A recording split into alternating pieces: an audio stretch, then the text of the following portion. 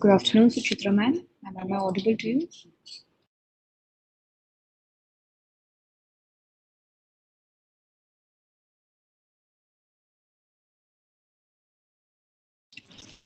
Good afternoon, ma'am. Am I audible to you? Yeah, I hear you a little faintly. Is it my issue? Is what I'm trying to just figure out. Good afternoon, ma'am. Are you able to hear me? Yes, ma'am. All clear. Okay. Great.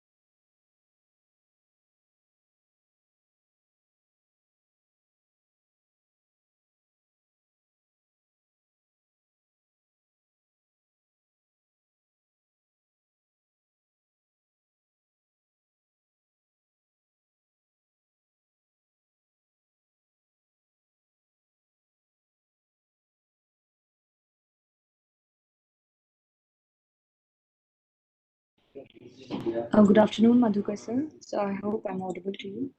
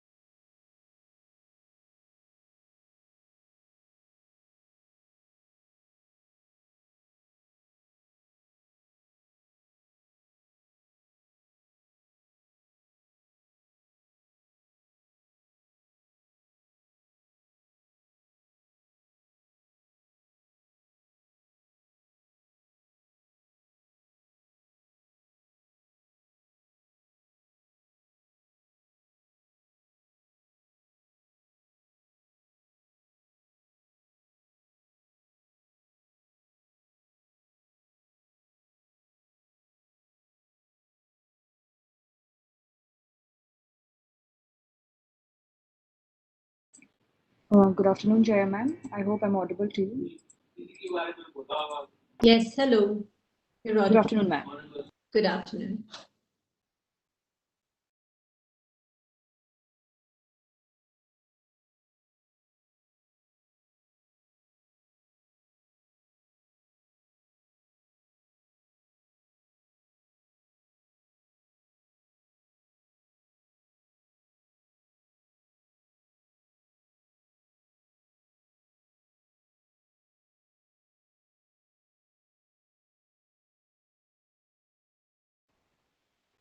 Good afternoon, Amit sir.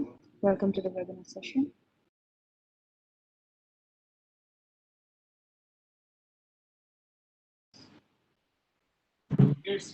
So I hope I'm audible to you.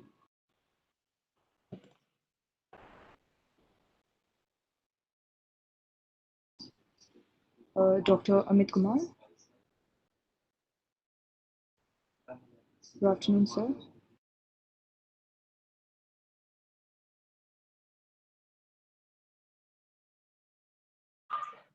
Can you hear me now, Anuradha? Yeah, yes, sir. You are audible. All right. Okay. Thank you.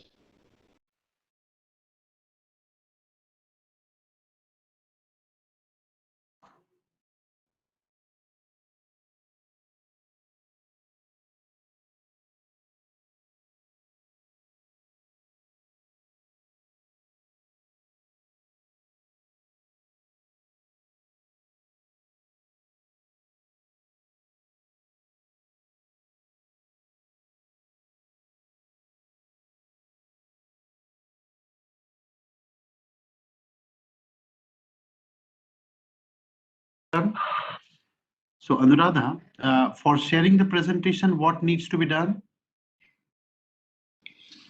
So you will be made the presenter. On your screen, the option of sharing will come. All right. Okay. Okay. All right.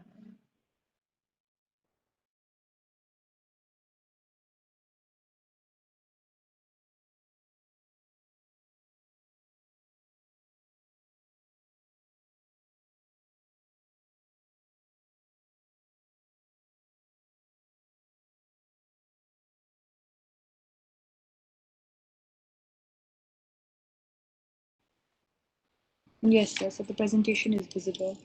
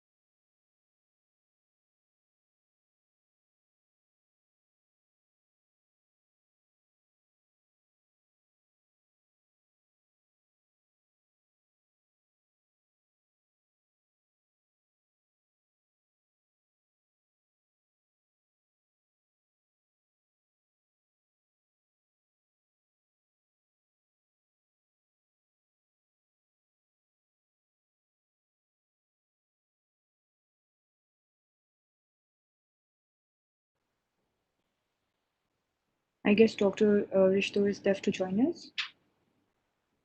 Madhukar sir, I hope you'll be joining soon. Yes, I have joined. Sir, Dr. Rishto.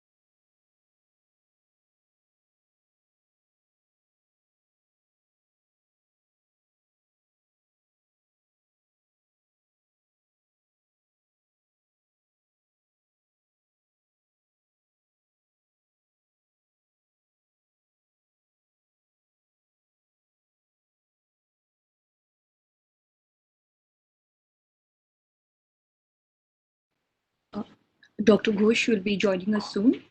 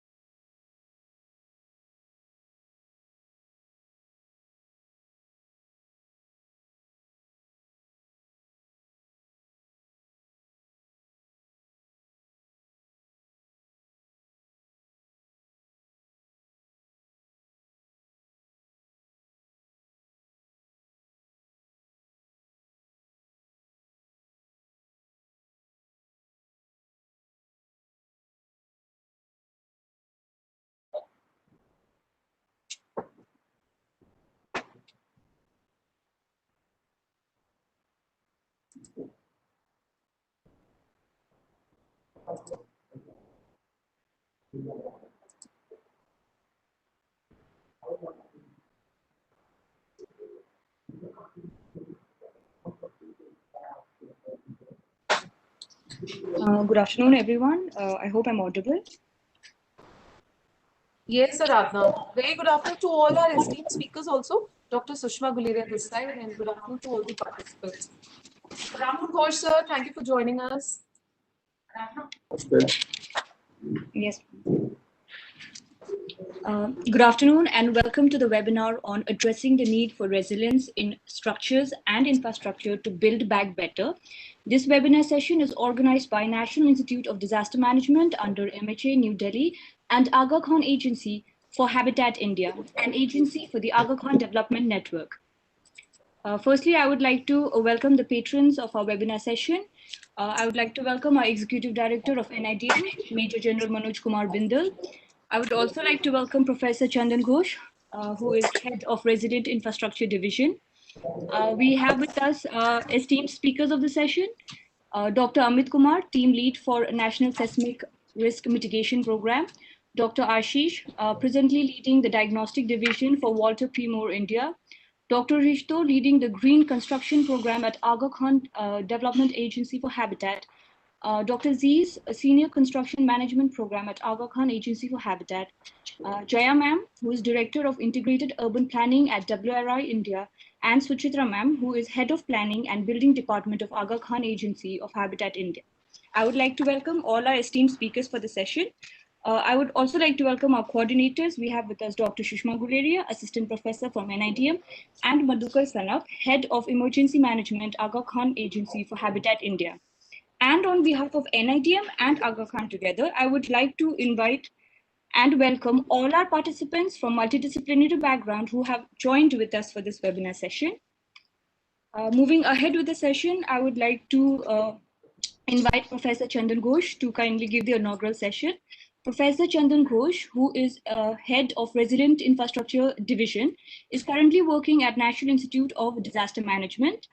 He does research, training, capacity building for engineers, architects, planners in disaster resilient constructions, geosynthesis application, earth reinforcement, disaster mitigation, and planning. Over to you, sir. Okay, thank you. Of course, it is a welcome step for joining an IDM as well as Aga Khan Development Network, Aga Khan Foundation, especially on the habitat aspect, looking into the resilience aspect.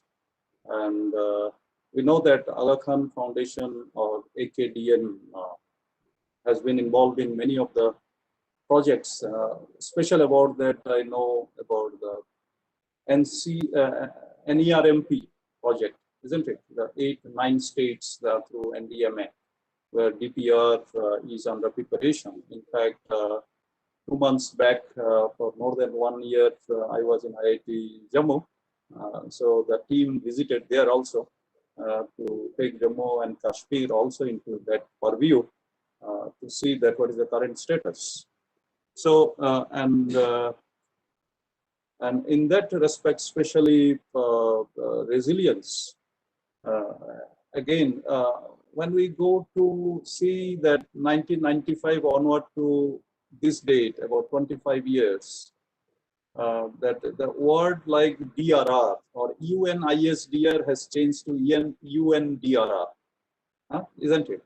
Same is that the word resilience has become very, very, very, very common and very widespread, I would say, accepted, at least for the time being in the country and in this region. Resilience as a word that which we must go and delve more deep into that, what resilience means. So as far as definition of resilience, yes, there are many ways, but I wish that through this program, which is for the habitat and about the structure and infrastructure, how resilience can be taken into account. Can I take 10 minutes of time? Because I want to present something. Please, sir. Please, yes, sir. Is Go it ahead. okay? Okay. Absolutely. Definitely, sir. Definitely. In fact, I was going through Aga Khan Foundation network and the kind of work that so many of the photographs, in fact, taken from your website also, and taking it towards that where we are right now. And if time permits, I will show 1 to 2 minutes, even shaking and earthquake video also, that what is the problem, how we are addressing the problem. So let us see in the area of disaster risk reduction and resilience. So let me see. Yeah.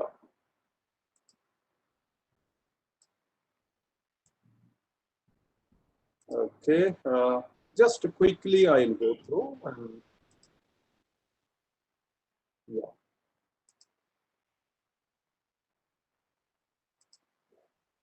What happened? I want to share this one.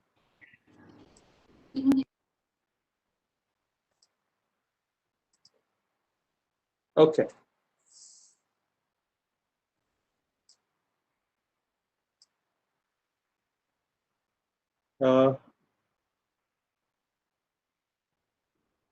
Okay. So Yes, sir. The slide is visible. Slide can be seen. And resilient infrastructure, few nature-based solution. So I'm sitting here about 1.5 years back. The kind of grass, this is given by nature.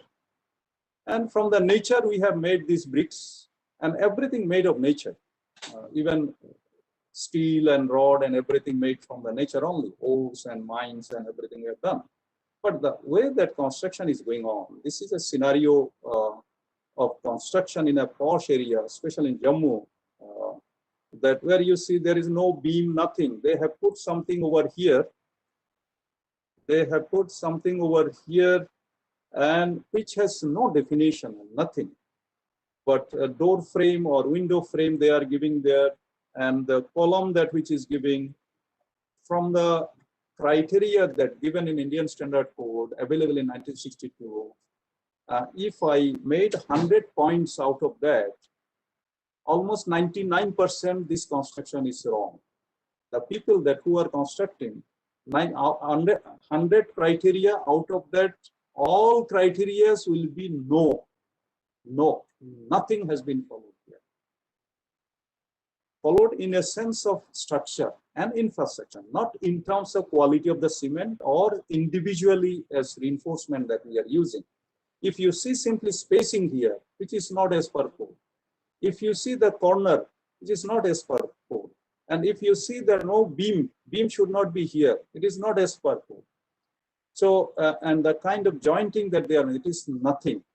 So in that way, it is a completely that we are making vulnerable, and this cannot be, resiliency cannot be defined here.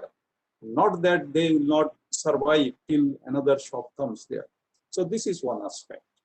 And at the same time, I would like to show a few things that were the modification and the nature that has given us, and that it is our country that we are having some application of that also.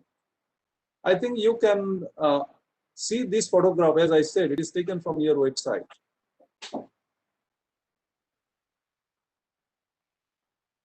And here I would like to highlight the water, quality of the water being used here.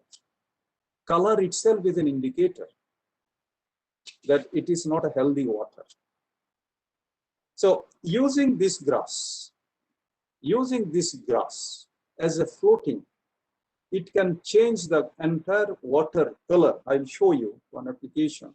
Just only this grass is to be grown, and they get a good food out of whatever things that which are there in a green color, whatever bacteria are there. They are the most nutritious food for this grass to survive even without soil, as a floating water, floating whatever.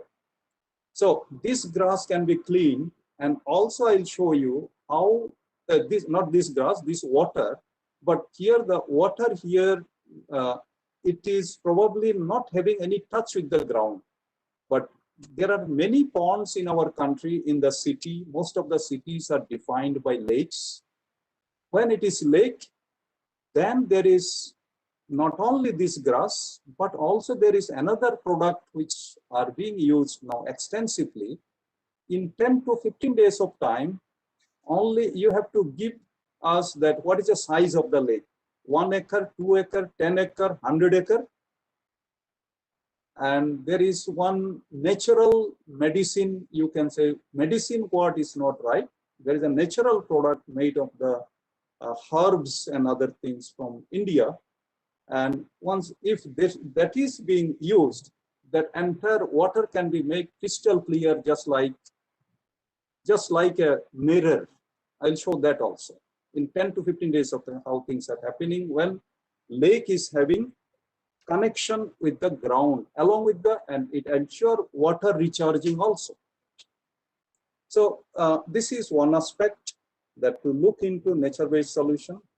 This is also photograph taken from your website, that all this, like this is being cut, here debris is flowing. Now still we are fighting for Uttarakhand, that whatever has happened. All these things can be stabilized. I have several thousand examples by this grass, simply this grass. And this can be stabilized for lifetime using this grass. And so all this kind of erosion that is happening, minus 15 to plus 55 degree, pH 3 to 11, any amount of rainfall, 200 to 6,000, whatever it is, they can survive. And it is a perennial, and it survives like that. So just wanted to say that vetiver grass at IIT Jammu, this is planted by me just only in the month of December. And this grass, they are now growing. Of course, now being the winter season, photograph taken on 30th, before the day that I left IIT Jammu for again coming back to Delhi. So, so this one, just after 5 minutes I left IIT Jammu, but these are the grass which are now in IIT Jammu, that there are almost 5,000 such grass plant are being used, where conventional retaining wall is a failure. There are lots of crack has been occurring even in this wall also. So when grass can take this kind of things without any cost, naturally, there is a nature-based solution. Okay. So this is the house that you see, it doesn't have any beam or anything. So these are all wrong construction. So if we say that they are resilient, then it is a misnomer. It is just an unfounded way of using some term like resilience. Here it is completely, it is a mess for such kind of building construction. So anyway, just quickly, say that when this kind of constructions are going on in our city, or these corners are there without any column, then it cannot be resilient. And when it is finished here, it looks like that it has a column which has got the same color. So we often face, when new building, when we check that whether it is good or bad or resilient or not, whether how it is going to behave in the earthquake or in any other. So these are all misnomer, misguiding. So if we don't provide column, earthquake has shown us that how they break it. Now, how to take care of this? Not by this way. Not by this way. This we have been teaching every time and implementing, trying, but still it has not reached to the common people. So what is important is that in the beam column junction, which are as per code, these are to be given, which everybody knows. But when we go to the site, we see these things are happening. This is where we have to bring a change, and so that we can ensure these things as per code. Otherwise, when another problem of city area or other thing is, even mid-story, when it is open, they also break. These are all scenario from Mexico and Japan. But how to take care of soft story when this are happening in our cities, when without steel floor, even in Delhi, we don't allow building to construct. But there are many buildings are there which are done on steel floor. How they break, these are the real example, but how we can recreate them in the real life. I have got a full experiment on that 6-story building, how it is failing within no time with steel floor, but I don't want to say, but I have taken a steel photo from there. And in fact, this is there in my Facebook. All my slides are there in the Facebook. And so these are the steel floor. These are going to be broken like that what I am shown. This is being recreated in a robust laboratory where with 10 seconds of shaking, it is broken over here. So then what else that we need for the people to follow that this is not the natural, these are the man-made disaster that we are making. So these are like here, steel floor are there, 10-story building. And we know Bhuj has given us, the story has gone. We also know that if we provide this kind of cross bracing, we can still maintain our functionality of our building. But still we don't do. Then the buildings that which are already constructed, what are the things to be done? Actually, this is shifted. We have to make this kind of wall here, on the here, this kind of wall, and this kind of wall here also. Here, so that we can give some stability to this building during earthquake. This is the simplest one. It doesn't cost even 20,000 rupees for a maybe 10-story building. We can save them. And just another example, I want to see that we have a code, IS code, which is revised and have taken 1875. It takes care of building design. Bioshielding part is not taken care here, the way that they have saved these houses. So still in the scientific aspect or in our civil engineering or in the codal practice also, there is no proper accountability of this kind of trees that which have saved or which have shielded the building here, which is there on the background. So we are yet to include them, how they are going to impact. But still, that what are the way that cyclone resistant building has to be made. It is also code is there, guidelines are also there. Bhubaneswar Airport in Feni or even Hudud in 2014, every time we see that we close the airport and then they take out everything. But what happens to the structure? Do we say this is a resilient structure? Literally, yes, we can say resilient structure. But for 3 months, services were out. And so much money they have to spend up. And even in the front, the airport, this is being taken out. this portion has been taken out. So structure itself is a resilient literally, but non-structural part is not resilient. So in that case, instead of closing all the door, some of the portion of the building, whether it is, we have to say that let it be taken away by the wind. So that kind of modeling, mathematical modelings are also plenty available, and also facilitate this air, gusty wind through the airport rather than closing it. So there then, and then there are so many solar panels which are thrown away. So we have now foldable solar panel, which will not be blown away by the wind. So solar panels are also to be fitted in such a way that they can be taken out when we get 1 day, 2 hour or 5 hours of warning that it is going to landfall here, this is a speed. Then in that case, solar panels and everything which are costly affairs, in order to reduce such kind of impact on them,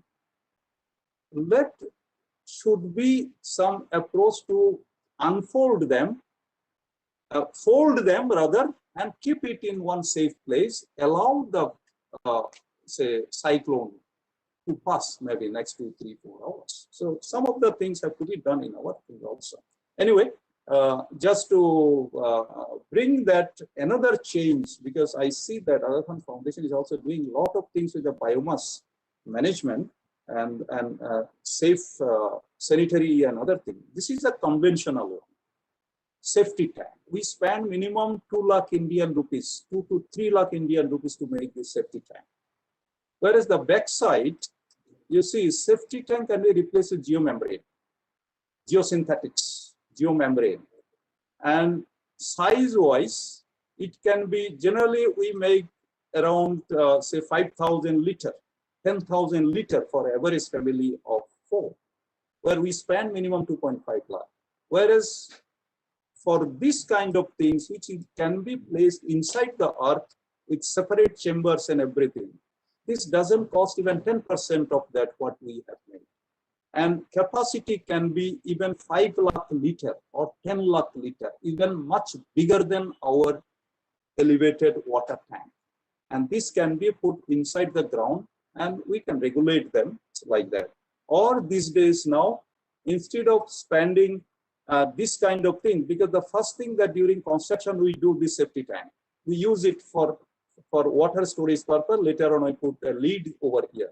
But for this construction, we spend minimum 1.5 to 2 lakh. Whereas these things are portable, and you see that alternative.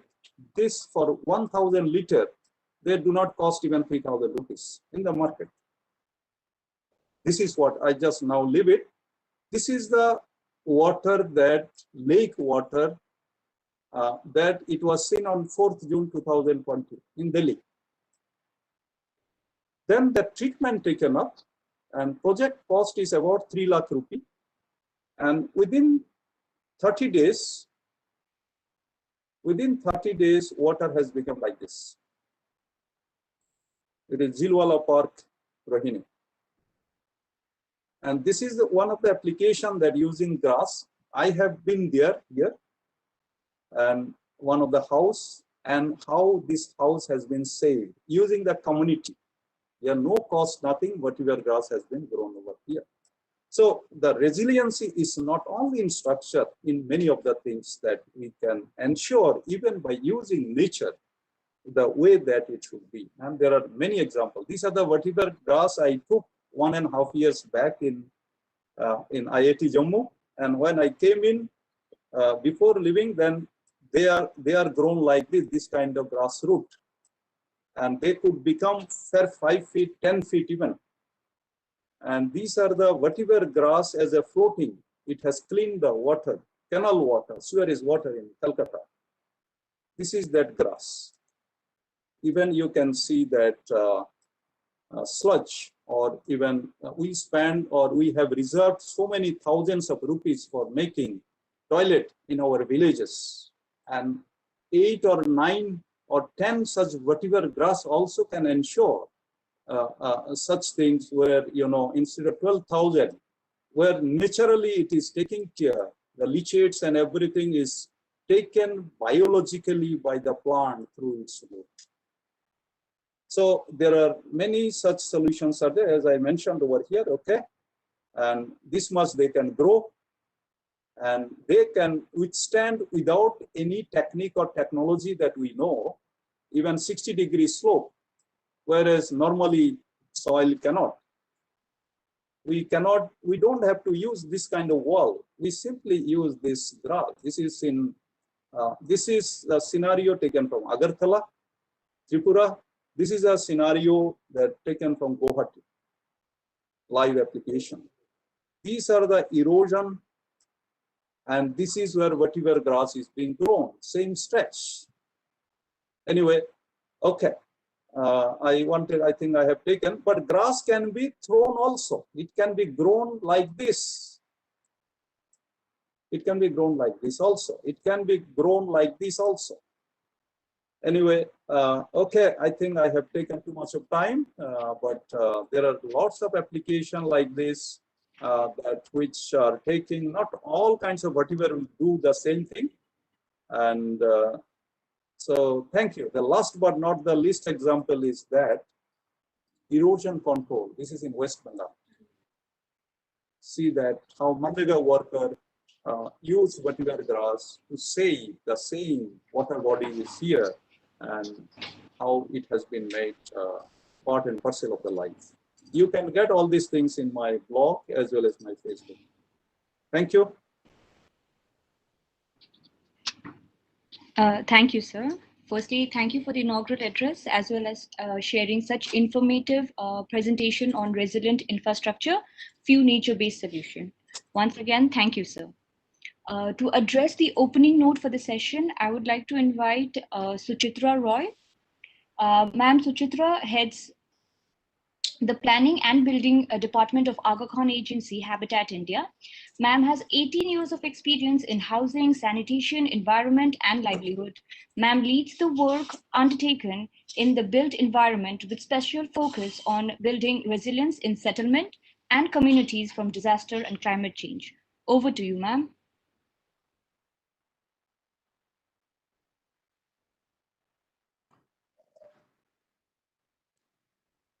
Thank you, everyone.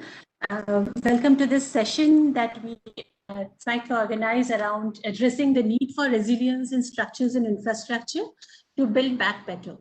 So the thought behind is that the Sendai framework has established 7 ambitious goals and 4 priorities for action for disaster risk reduction. 2 critical priorities for action identified are investing for resilience and building back better in recovery, rehabilitation, and reconstruction.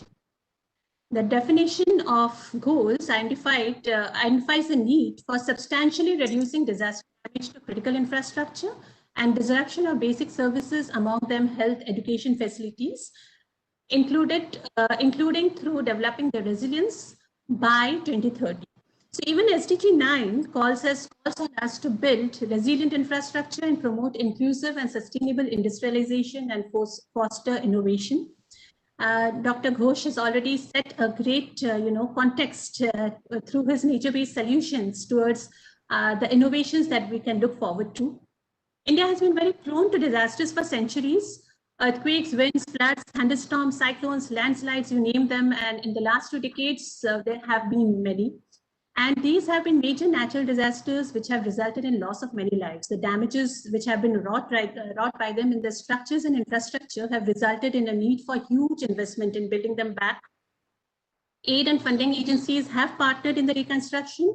Hazard solutions, studies, research, setting up early warning systems and response mechanisms, updating our codes and guidelines, protective and mitigative measures, policy-based actions have helped in reducing our exposure to a certain extent. But what comes as a little more difficult to handle is climate change linked disasters, which have been harder to predict, map, or prepare for, and has left particularly nearly no part of India untouched.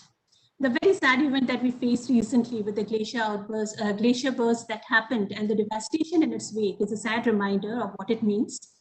Long bouts of little rain and then very excessive rainfall events have resulted in droughts, in flash floods, the changing pattern and intensity of storms and cyclones, the intense heat, cold waves, which have affected large parts of our country and large sections of our populations.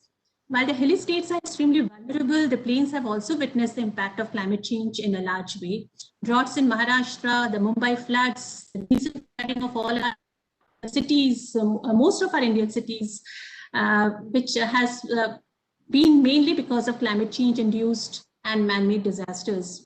I would say most of them are man-made too, because of our inability to,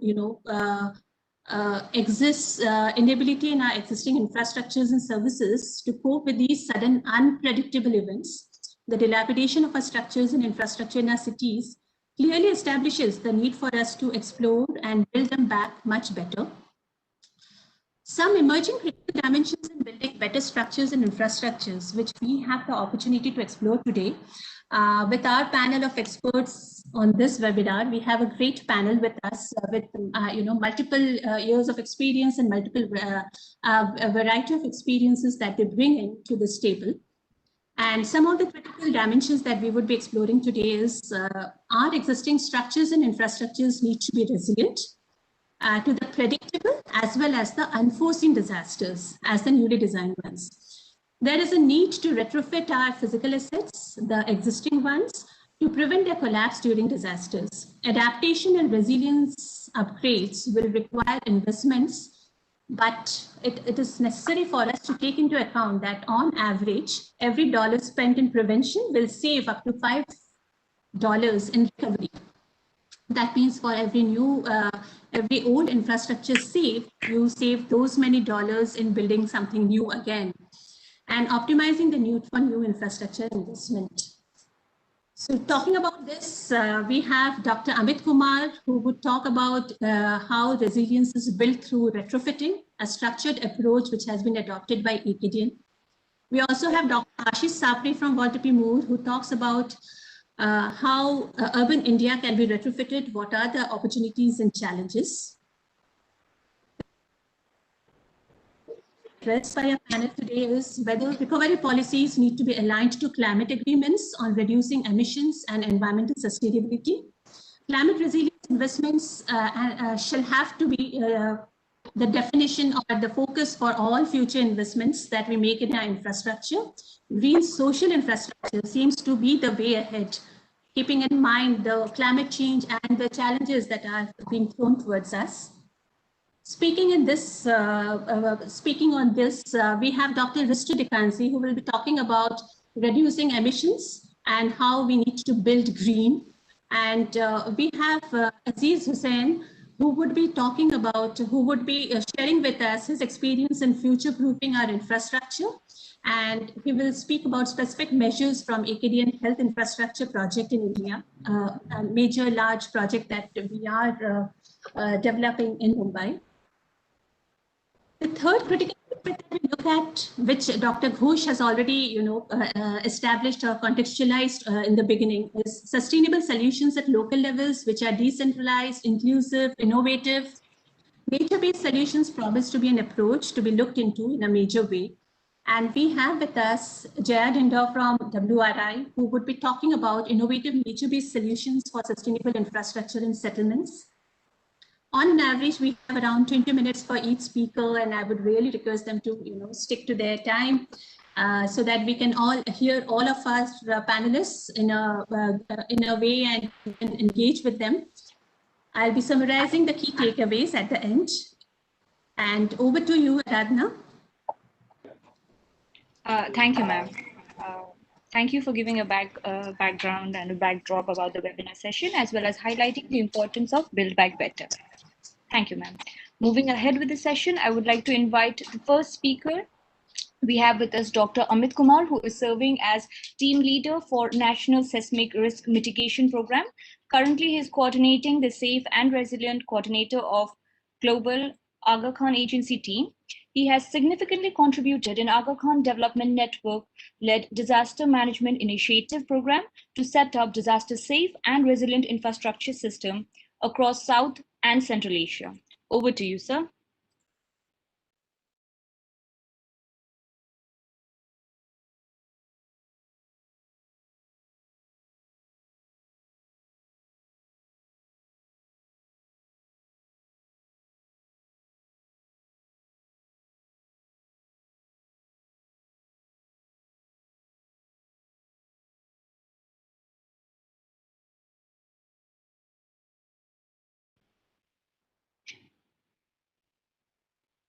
sir. I hope I'm audible.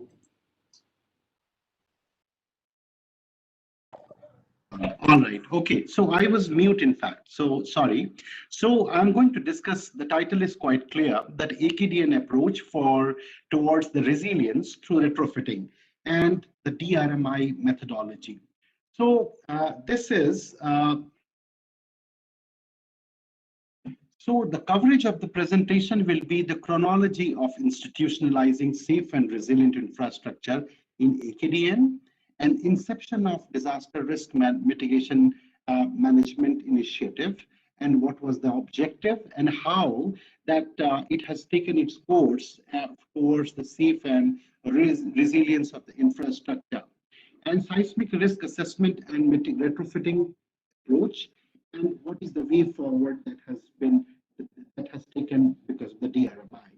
So the chronology, it goes back to 50 years back, when AKPBS India was established in 1970, and it was established to provide the technical support for housing program in India under the AKDN, Aga Khan Development Network. And after that, in 1980s, that it was established with the same objective in Pakistan. After that, there was AKDN was involved in constructing and designing and developing the bigger programs and infrastructure. So in 1990s, Project Management Office was established, and Aziz is here with us, and he will talk about it, how it went further. And after that, in 2006, further for sustenance and sustainable development, the Prince Sadruddin Fund for Environment was established in 2006, followed by 2011 when DRMI was established, and which finally went into the establishment of Aga Khan Agency for Habitat in 2016. This was the chronology of that, how the AKDN started for the safe and resilient infrastructure. So if you see that AKDN operational countries, you will find most of the countries are red, starting from India, Pakistan, Afghanistan, Tajikistan, Kyrgyzstan, and so on.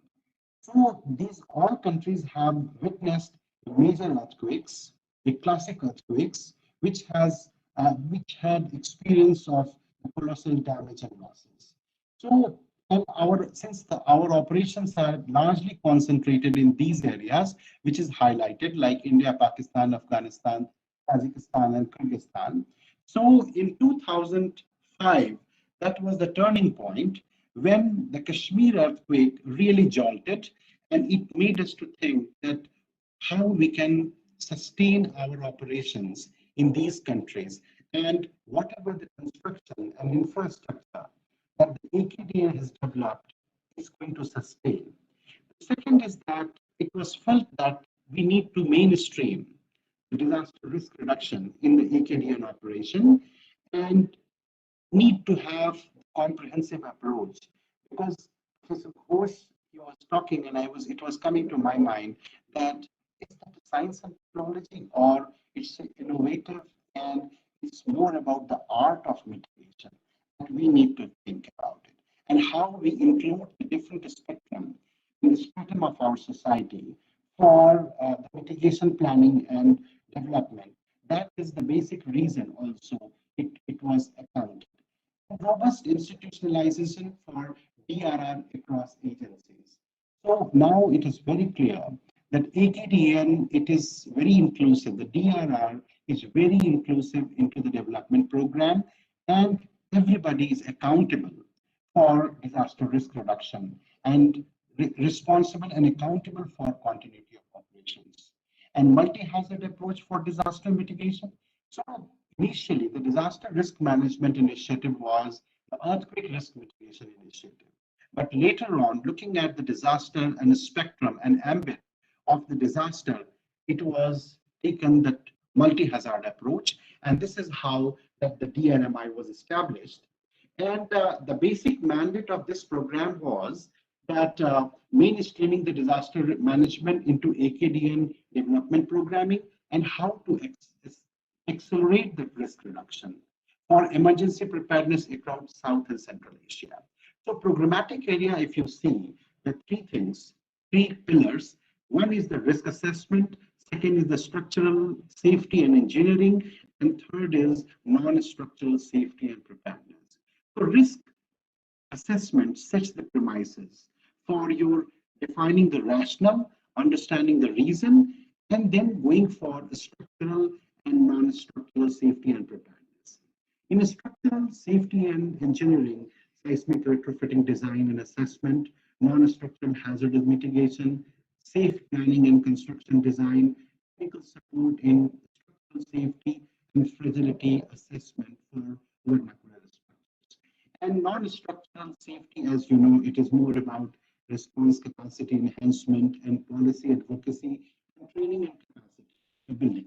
But now this particular presentation is more specific for our approach and efficacy of earthquake retrofitting program. So I'm going to be very specific to that. So multi-hazard risk assessment, because as you know, it sets the premises. So you can see here in the inset that in the priority country, more than 1,800, the settlements and the villages, they have gone through hazard vulnerability and risk assessment and identifying which are the critical villages which needs to be, the mitigation is must for those villages. And the dark spots that you can see, it is where our priority and resources are critically to be mobilized in those areas. Microservation is one of the activity that was taken up in the beginning of DRMI, where in Afghanistan, the Faizabad city, in India, Mazgaon was planned, Nareen in Kyrgyzstan, Pune in Pakistan, and Tajikistan, Khorol get considered so that you can go for very specific design and consideration for urban planning in those countries and the townships. So another important thing that was the fragility assessment of vernacular structures. So there are a number of ways by which we do, and one is the empirical. So all the major building typology, the empirical assessment was carried out and the fragility functions were drawn. And experimental assessment was also carried out. Some of the traditional construction from Pakistan, Hunza, that is the GBC, Gilgit-Baltistan and Chitral area, those are the most common building typology, that is called HA, that was gone through real-time shape testing and identifying and finding what are the vulnerable spots and what we can do for this. So this was done. And then if you can see here, we have identified around 29 building typology. And their fragility functions are drawn empirically and theoretically. And that was used for assessing our building vulnerability in general. So if you see that the facility survey for mitigation planning, starting from, and it follows the very standard practice, where level 0 is basically identifying the AKDN infrastructure and facilities and making the database, basic data database, followed by level 1 survey, which we call it as the rapid visual survey, where the survey is carried out, and if we find it crosses the threshold, then we go for level 2, 3, which is the detailed vulnerability assessment. If it is within the limit, then we have to optimize, because rapid visual screening survey is basically we have done for optimizing because the resources are always in constraint. So if it is within the threshold, then we go for non-structural retrofitting and safety preparedness. So based on the financial assessment of mitigation, the whole thing is implemented, and our major emphasis is on capacity building of the stakeholders. They may be technical, they may be non-technical, related to the civil engineering and construction, but it is our job to see that everybody who are part of this particular process, they are well educated, and we try every time. So if you go and see in India, Pakistan, Afghanistan, and Tajikistan, Kyrgyzstan, you will find that the process is still carried out, and all the agencies, they are always educated and sensitized about how they can make their structure and facility safe and resilient. So if you see that the rapid visual screening, the building data for RVA survey, and then building typology, as I told you, 29 building typologies there. Site conditions, we have used a comprehensive data for understanding that soil condition, and then vulnerability assessment indicators. You can see 1 to 9, where soil conditions, seismic zoning, local and collateral hazards, construction material and methods, building features and profile, building usage, importance factor, code compliances, falling hazards, and other things like the MEP and all. How these are in totality defining the vulnerability. And then based on the vulnerability scoring criteria, you develop the structural and non-structural vulnerability index. And based on that, you provide the treatment.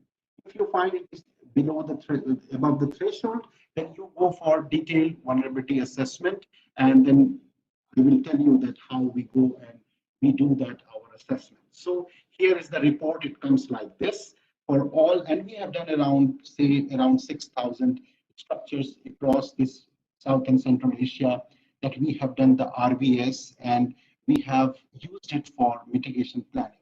And if you see here, so analysis of mitigation planning, the load bearing structure or frame structure, what is the distribution? I'm not going in detail because it takes a lot of time, and I have given the references, and you can go through some of the papers which has already been published, and it is in the public domain. So we can every time, and you can contact me also if you are interested to know more about it.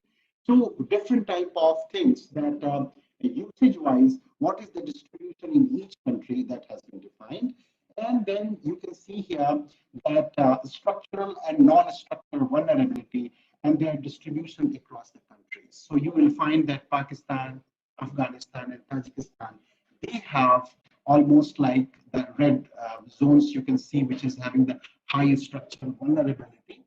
And other countries have, but the proportion you can see over here. And similarly, you can see for the non-structural vulnerability of the facility and how they appear to be as per the assessment. When it comes to the vulnerability of your structures, non-structural and as well as structural, so there are certain indicators in the structural and some indicators for non-structural that is already written over here. Building typology, alteration, configuration, elevation, and plan. Non-structural, there are around 8 to 9 indicators which defines their non-structural vulnerability. So structural audit. So based on this, we go for prioritizing the building for detailed vulnerability assessment. And you can see here the flow chart, which gives that auditing process where data collection, and you can see here the data QA/QC is done, the structural analysis, and then we go for assessment. That what is the problem that building has, whether global or local, how the building is performing, or within it is within the threshold or not. And then you have a lot of consultation. And then finally, you come with the technical and financial retrofitting document, allocate the resources. Allocation of resources are not easy. Unless we don't handhold the stakeholders, they are not confident and they will not come up with the resource commitment of resources. And this is also another very important milestone that we need to follow and allocate, build the confidence, give them the confidence about the technology, and then allocate the resources, and then finally you go for retrofitting of it. You can see here the building, it is the Khorog General Hospital. It is in Tajikistan in the Pamir region, and it's a huge state hospital that has gone through the proper assessment and thorough assessment. And there are a lot of anomaly that we can have separate discussions. We can discuss, but right now I'm just giving you the glimpse of the infrastructure that we have gone through the assessment. Then you can see the different blocks that building has. And then once we go for the structural auditing, the first and foremost is that the stakeholder consultation. That is the most important. And try to understand their structural needs, non-structural, functional needs, and then go for data collection planning. And after that, non-destructive testing, comprehensive, and destructive testing by core sampling and all the things that has been taken. And then geotechnical investigation is carried out, the structural, non-structural vulnerability assessment, and then structural and architectural data collection is done, lab testing, and then analytical studies are carried out. And after that, the cost benefit analysis is considered to be the most important because client is more specifically interested to know about it. And then assessment and mitigation reports are prepared for the stakeholders. So this is basically our approach, and you can see here just to make the more clarity, give the clarity to the stakeholder that we try to give the visuals of retrofitting, how the building will be step by step, it will be retrofitted, so that the people who are looking at it, they may not be civil engineer or structural engineers. So it is very important to give them the overall idea how the building will be retrofitted, what are the stages to be considered, and then finally how the building will look like after retrofitting. So, one is that the structural. Also, the buildings are, they may be very within the limit of structural vulnerability, but mostly you find that the buildings are failing in non-structural hazard mitigation. It has a very interesting experience that we got, that where safety, operationality, cost, technology, and appearance, these are the basic criteria that any client would like to see, that if all are fulfilled, then they accept it very comfortably. So non-structural hazard mitigation, though it looks very simple, but it is of course simple, and it requires minimal expenses and the cost to get it done if we apply with the innovation. And again, there are a number of stories. It's almost like a Arabian Nights, where if we start telling, and then there will be no end to it, because there are very interesting stories that goes with that. I go with the memory of non-structural hazard mitigation in the different part of our work operation areas. So again, it goes for a lot of consultation, and we are collecting the data, draw. So this is the process that you can see. I'm not going to again go in detail, because this has, first of all, we go for performance objective, setting the performance objective, doing the primary assessment, collecting the data, draw the floor plan, complete the non-structural inventory, and check seismic safety compliances, and check earthquake zoning, and then identify the inventory types and conduct seismic risk rating, and establish non-structural retrofitting method for each component, prepare the budget and report for implementation. So these are basically the approaches that we have for the structural and non-structural retrofitting. And here you can see that those buildings, and we have already completed. So the Lycée School Tajikistan was done and supervised by us, and it's a huge hospital which was costing around the $3 million overall for completion of the retrofitting. Yomj School is again in Tajikistan. It was very dilapidated, and I will show you a very quick a movie, a slide type of movie, which will show you that how we have done it and what are the different composite the activities that are associated with the retrofitting.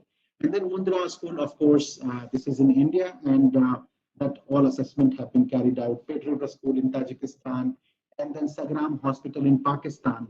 So these are the different projects that we have very recently completed, and it's going on with the full swing in all the countries. So the way forward for the safety and resilience is, the first thing is that once the DRMI was as a program, so it was consolidated and it was completed by 2016, and that was merged into the Aga Khan Agency for Habitat.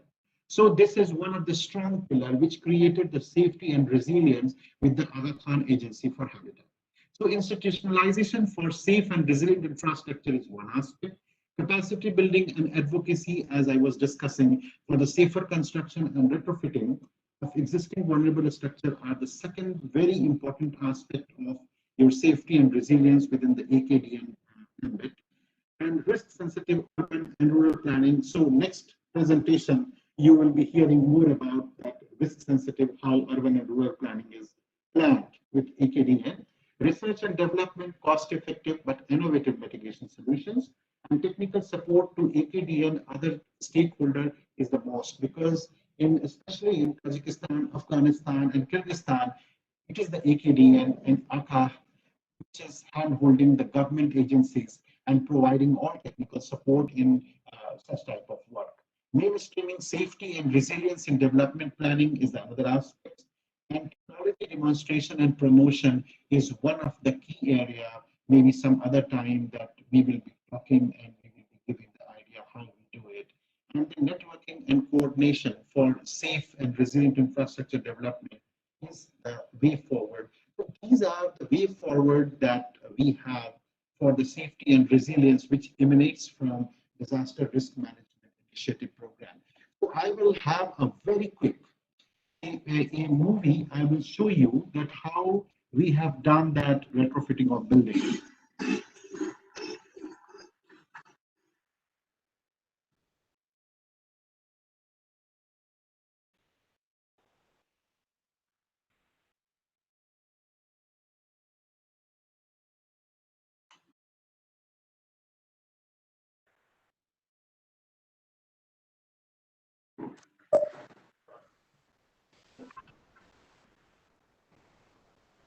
Hi, Amit.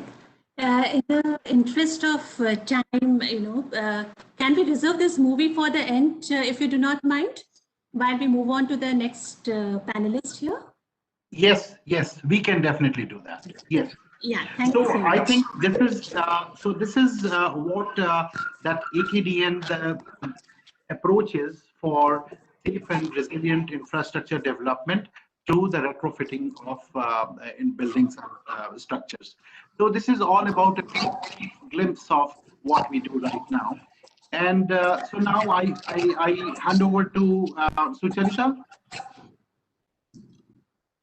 Yeah, great presentation. I'll hand it over to Aradhana for introducing the next panelist on board. Yes, ma'am. Thank you, sir. Thank you for the presentation on residence retrofitting, a structured approach by Aga Khan Development Network, DRMI methodology, and covering subjects such as chronology of institutionalizing safe and residence infrastructure, inception of DRMI and its objective, disaster risk management initiative of infrastructure, and seismic risk assessment. Thank you so much, sir. Moving ahead with the session, I would like to invite the next speaker of our session. We have with us Dr. Ashish, who is presently leading the Diagnostic Division for Walter P. Moore, India. Sir has more than 17 years of experience on building a design, peer review, structural evaluation, condition assessment, and retrofit design. He has worked as an advisor for state and central government to strengthen their institutional capacity to access and monitor existing building structures, vulnerabilities, and especially for seismic hazard. Over to you, sir. Hi, I hope I'm audible now. Yes, sir. Okay, thank you. I welcome all the viewers of this webinar, and I'd like to begin by thanking NIDM and Aga Khan Agency for Habitat to give me a chance to speak on retrofitting urban India, concerns, challenges, and opportunities that we have. This year is special because we are in 21st year after the Bhuj earthquake, and probably the 20th anniversary just passed away 2 to 3 weeks back on 26th January, and we have seen a vast change in the approach, the way we deal with the disasters after the Bhuj earthquake. Prior to that, it was probably mostly government's job, and that too focusing on post-disaster scenario, rescue and mitigation operation. But slowly, the shift has been taken more and more towards the building resilient society and creating the infrastructure so that we have the minimum impact of the disaster. So this webinar is again attempt in the same direction. So when we think about retrofitting urban India, the first question, why retrofit? What is the need? So the answer comes when we look back in last 40 to 50 years, that different disaster has been struck globally. The infograph you see on the screen is from UNDRR report, where you can compare the reported disaster, total deaths, total affected people, as well as the economic loss. It has been increased tremendously if you compare 20 years before 2000 and 20 years after 2000. So when we think about risk in engineering terminology, the risk we have, actually we are talking about three components. Risk is one word, but it has hazard, vulnerability, and exposure. Three components of the risk. So what hazard means is the strength of disaster. So what type of disaster you are facing, whether it is earthquake or cyclone or flood, anything which is by nature or man-made. So that is considered as a hazard. Second aspect is vulnerability. So the effect of hazard on our structure, that comes under vulnerability and how vulnerable our buildings are. So naturally, non-engineered building is more vulnerable than engineered building. Similarly, between two different types of building using different materials, you have lesser or higher vulnerability. And third component is exposure. Even if you have two identical buildings standing side by side and facing the same earthquake, but exposure to the society could be different, because one could be hospital building and another could be residential building. So the damage or a shutdown period of the hospital building will cost much more to a society as against neighboring residential building. So exposure is another engineering parameter that is to be considered under risk. Now coming to the first aspect, the hazard. As Sucharita has already mentioned, and Amit also put it very nicely, that in India we have several types of disaster, and you can see the multi-hazard map of India, which is a combination of flood hazard, earthquake hazard, as well as wind hazard. Broadly, we can classify hazard as natural or man-made, and I'm only considering the hazard which are important from the structural point of view or structural vulnerability point of view. I'm deliberately omitting biological hazard or nuclear waste hazard, which are not affecting or strength of buildings or bridges directly. So in the under geophysical hazard, earthquake and tsunami are the major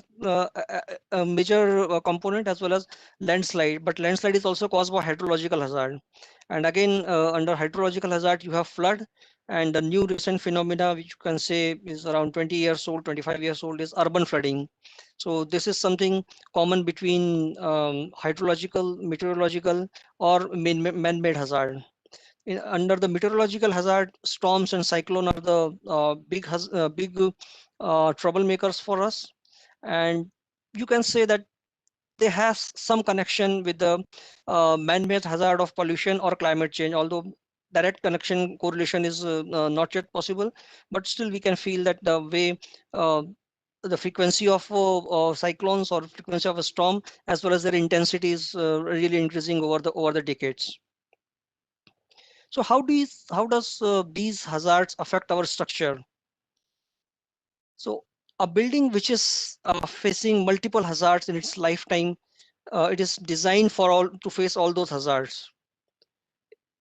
You can say there are multiple cyclone events. If the building is on coastal region, it will affect in its lifetime. There will be some flood event. Urban flooding is a recent phenomenon. There will be one or two minor or major earthquake it will face depending on the region in which it is constructed. But the new thing that we have added, we have seen recent papers in the last 5 to 10 years time, that now the research is in the direction of effect of multi-hazard. Initially, the buildings were designed only for one hazard at a time, but suppose your building is located in a metro, Mumbai or Chennai, and it has already gone through 3 or 4 cycles of flood. What it does is it weakens its foundation. If the water was stagnant for few hours to few days time, then water starts penetrating into the concrete and corrodes the rebar. And if the earthquake comes to such a building after say 20 or 25 years of time, then building is already weakened. Another most pertinent example for multi-hazard scenario is the New Zealand earthquake of 2010. Sorry, 2011. The Christchurch earthquake happened in February 2011, and we saw large-scale destruction. But just 6 months before this February 2011 earthquake, there was a earthquake of higher magnitude in 2010 September. So these events occurred so close to each other that the full retrofitting or full even repair work of the buildings was not possible, could not be done in 6 months time, and another major disaster happened. So after such events, we are as a research body, as well as engineers body, we tend to think that how can we address multiple hazard at a time while the construction or maintenance of the building. So here, once the disaster is struck, it starts to corrosion, and because of corrosion, it starts to disaster. So it's kind of a feedback loop, which is hazardous for us. And two effects of the hazard or disaster are: one is immediate, either in collapse or partial collapse, and another thing is cracks. That small cracks happen because of earthquake or flooding or any other type of disaster, cyclones, and they are not immediately visible, but they show their long-term effect after 2 to 3, 5 cycles of monsoon, where corrosion becomes significant enough that it starts spalling, and we can see the cracks in the slab or beams of the structure. So essentially, what it is causing is a long-term effect is it is reducing its strength. So now coming to the second part of vulnerability, as I mentioned, the structural strength is compromised even if the disaster doesn't show its visible effect immediately. And structural strength is a two step process. First is design, and another is construction, and both are very important steps. We have to get both the things accurately. Even if one lacks in some aspect, then our overall structural strength is not sufficient to resist the structure. But what we find in our countries, there are a lot of construction in cities, villages, suburban areas, that thumb rule construction is still prevailing. Contractor knows for two-story building or three-story building what should be the approximate size of columns, beams, how much bar should go within that. That is another issue. So to save the cost, they just ad hoc basis construction is done. And another thing is construction. So variation of material, how concrete is being poured, what type of steel being used, whether it is fresh from the factory or it is a re-rolled structure, re-rolled steel, what type of ties are being provided to the column rebar or beam rebar. These are very important things. They are small, but it affects the overall strength of the structure tremendously. And as soon as the structure is finished, the construction, the forces of nature attack it all the time. Um, every year monsoon comes, there is heating and cooling of building year long, from day to night. So maintenance becomes a big issue in our country. Change in occupancy is very rapid, quick, and because of that, the forces on the building changes significantly. if uh, if a residential building is changed into the hospital or storage facility, then probably the structure was not designed to cater that, and all these things lead to corrosion. In the sea coast, we have, because of saline water and presence of chloride ions in the atmosphere, we have chloride induced corrosion. And in other places across the country where salinity is not an issue, we have carbon induced corrosion, which is predominant across the nation. But you can see the corrosion map of India, and this is how mm, our structures are weakened year over year. And this map is only representative for entire country, but if you have some chemical factory or dumping yard near your house, then that is additional source of corrosion, and more than probably what we would expect otherwise. Coming to the challenges part, that we understand, I believe at least, that we understand sufficiently about hazard part, and how things are being taken from structural strength point of view. But what challenge does it propose in front of us as a nation or as a humanity? So these challenges were well understood during the Sendai third World Conference on Disaster Risk, and we as humanity, we came up with the Sendai framework for disaster risk reduction. And Sucharita mentioned this very beautifully, so I can quickly go over through it. That we have 4 priorities defined for the Sendai framework, and we have 7 targets defined. And when we start talking about retrofitting of our structures and infrastructure facilities across the nation, then essentially as per this framework, essentially what we are talking about is to prioritize investing in disaster risk reduction for resilience and importance of disaster preparedness. So that is priority number 3 and 4. And we are also addressing all the 4 targets of the Sendai framework of reducing global mortality, reducing number of people globally, and reducing economic losses, and as well as reducing damage to critical infrastructure and disruption of basic services like roads, hospitals, and so on. So once we understand this challenge, the one major question that comes is what retrofitting is.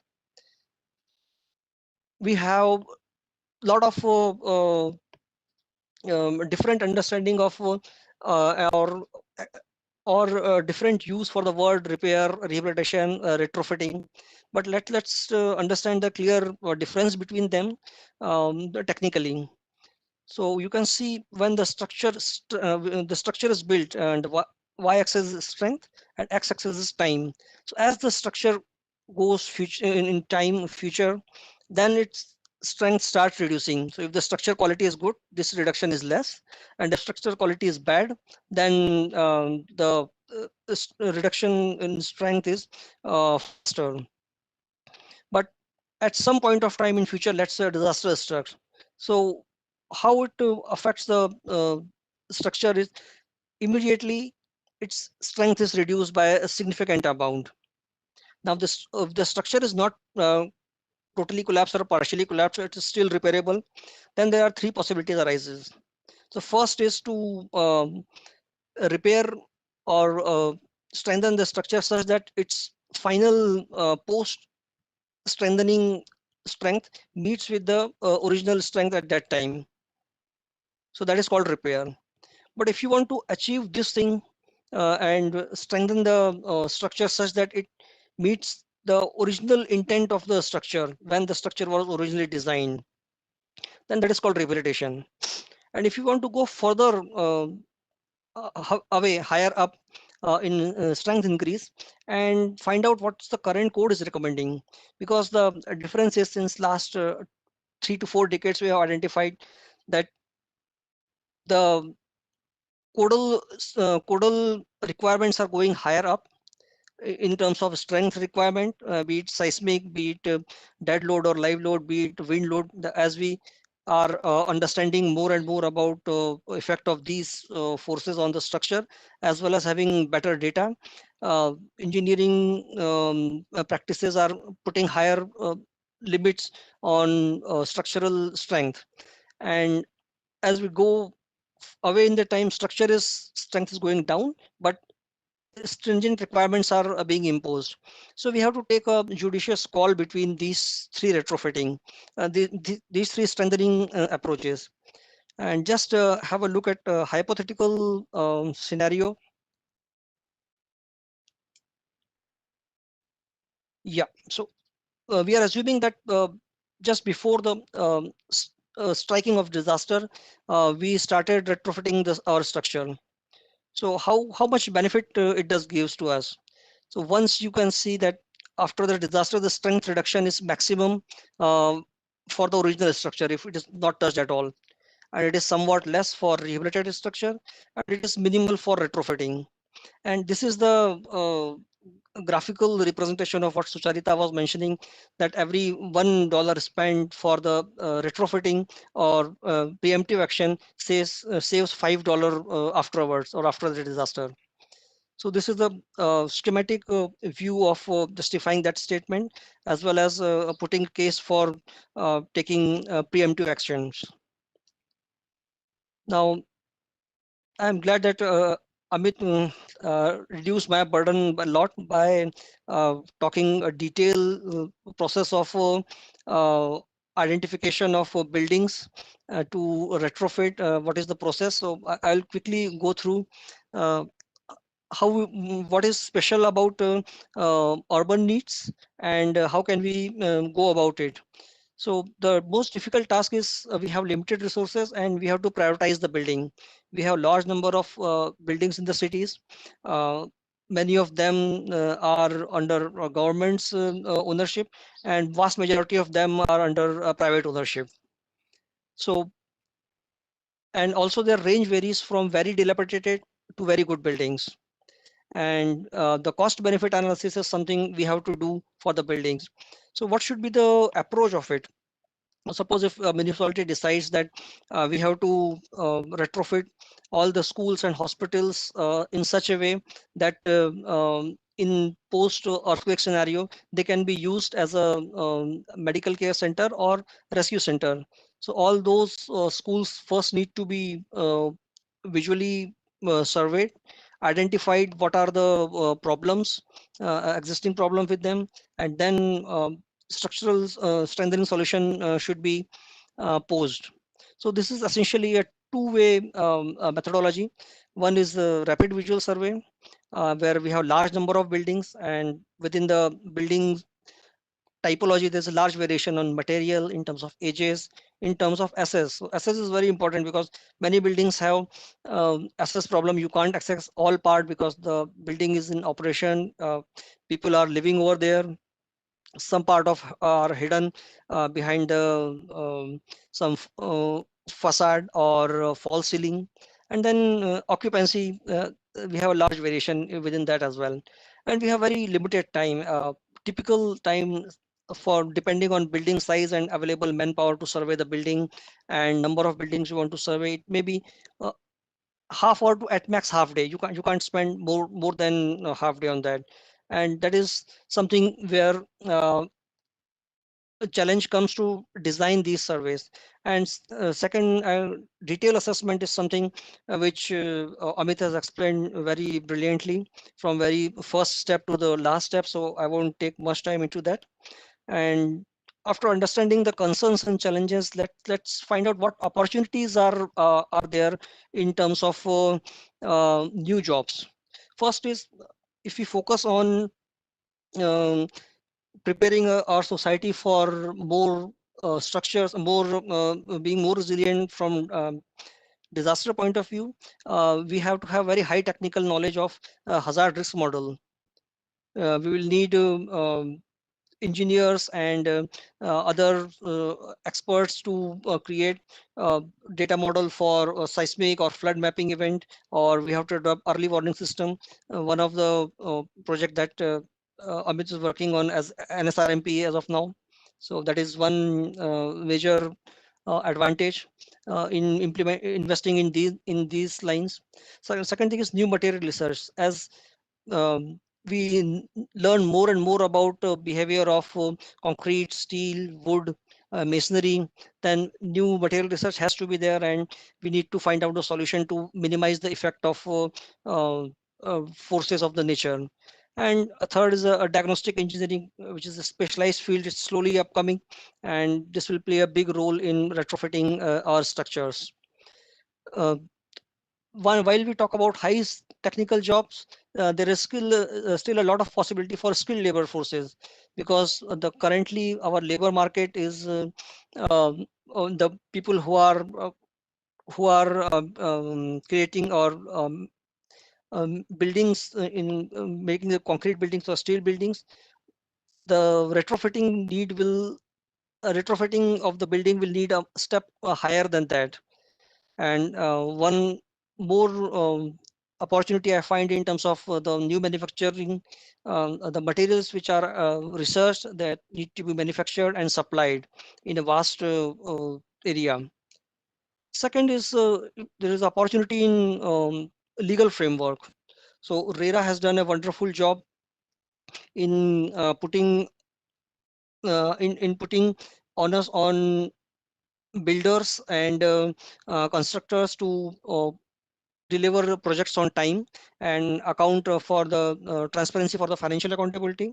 Similarly, we will need engineers bill to have a improving design quality, and we will need a proper framework where engineers accountability is fixed to address the increase the quality of building design.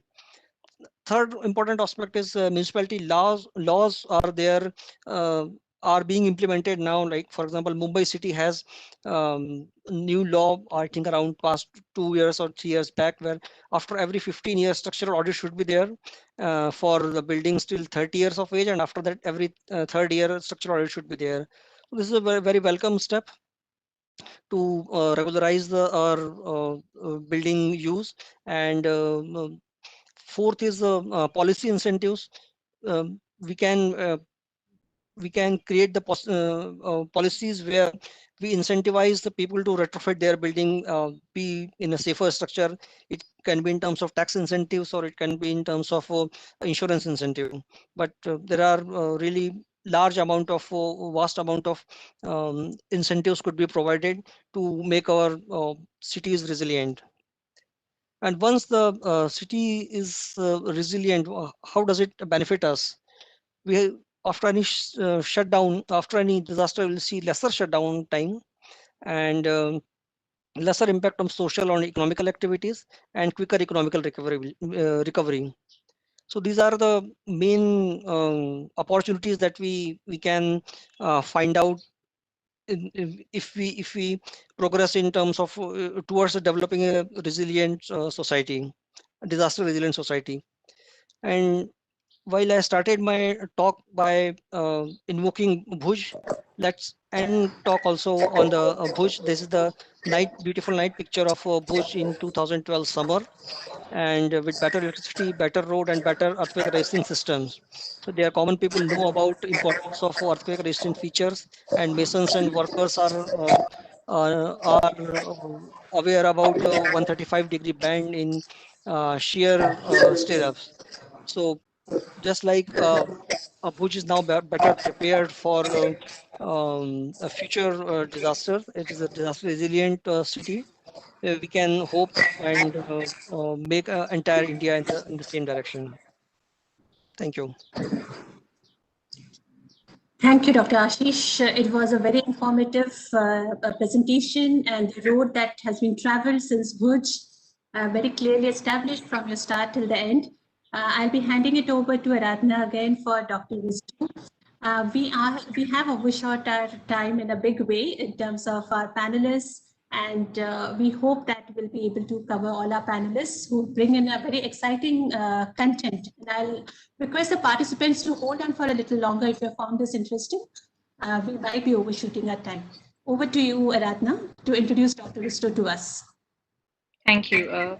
Firstly, I would like to thank Dr. Ashish for addressing the opportunities and challenges of retrofitting urban India and sharing the concerns on disasters affecting the structural as well as infrastructural system. Thank you for your presentation, sir. Moving ahead with the session, I would like to invite the next speaker of our webinar session. We have with us Dr. Risto, leading the Green Construction Program at Aga Khan Agency for Habitat. He promotes the use of sustainable materials, energy efficiency, and clean energy generation across Aga Khan Agency. And he has worked in areas of Afghanistan, India, Pakistan, Syria, and Tajikistan. Over to you, sir. Thank you very much. Could I just check that you can hear me? Yes, sir, you are audible. Perfect. Okay. Thank you very much. And thanks for organizing the event, and thanks to all the speakers. My name is Hristo Dikanski, and I will talk to you about building green construction in the role of building back better. So India and the entire South Asia region is regularly battered by extreme weather events. We're seeing all types of events: flooding, drought, sea level rise, landslides, heat, wind, and so on. These are getting stronger with climate change. They're getting, we're seeing more and more of them every year. They're getting more costly. They're getting more widespread. And India is actually amongst the most vulnerable countries in the world to the effects of climate change. So it is clear that we need to build back better. Our new infrastructure, new buildings need to be able to be resilient to more intensive hazards and more intensive risks. But not only do we need to build back better, we need to also absolutely do what we can to reduce climate change and to avoid catastrophic climate change. So we need to reduce our emissions in order to have a chance to adapt and to maintain our resilience to these natural hazards. This is even more important considering that the most vulnerable people to the effects of climate change are often the least able to adapt. They have, they live in the way of hazards. They live in hazardous areas and they have less means to adapt. So that is another reason that we need to really reduce our emissions and limit climate change. One thing to consider here is that there's a conflict between adaptation and mitigation.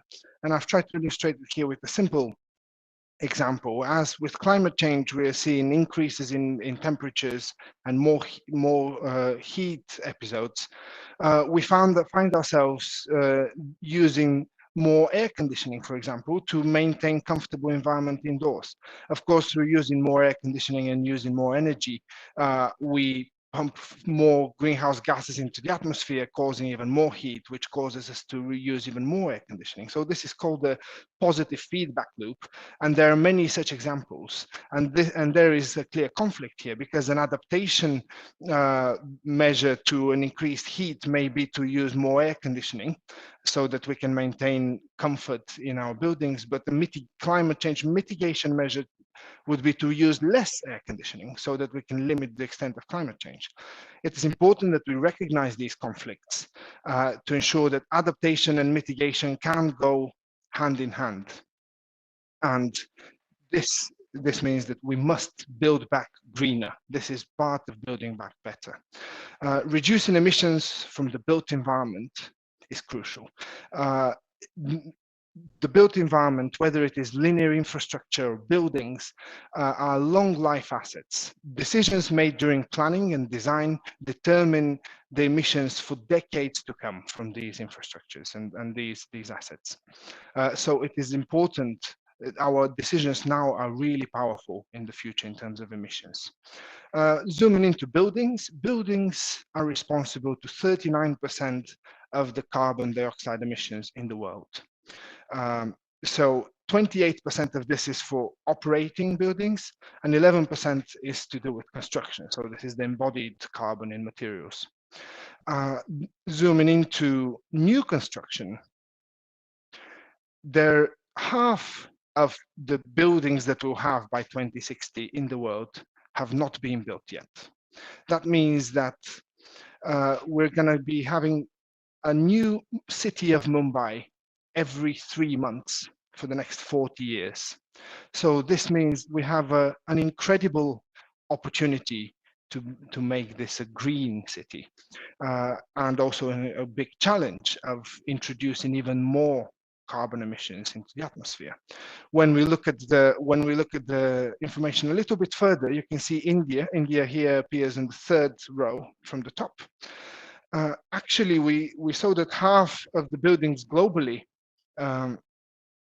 are yet to be built, half of the buildings by 2060. But in India, this is actually 2/3 of the buildings. So the yellow bar here represents the existing floor space, and the blue shades represent what we are expecting to build over the next decades. So there is a huge opportunity for new construction, to use new construction as a key climate action. To do this, green design is key.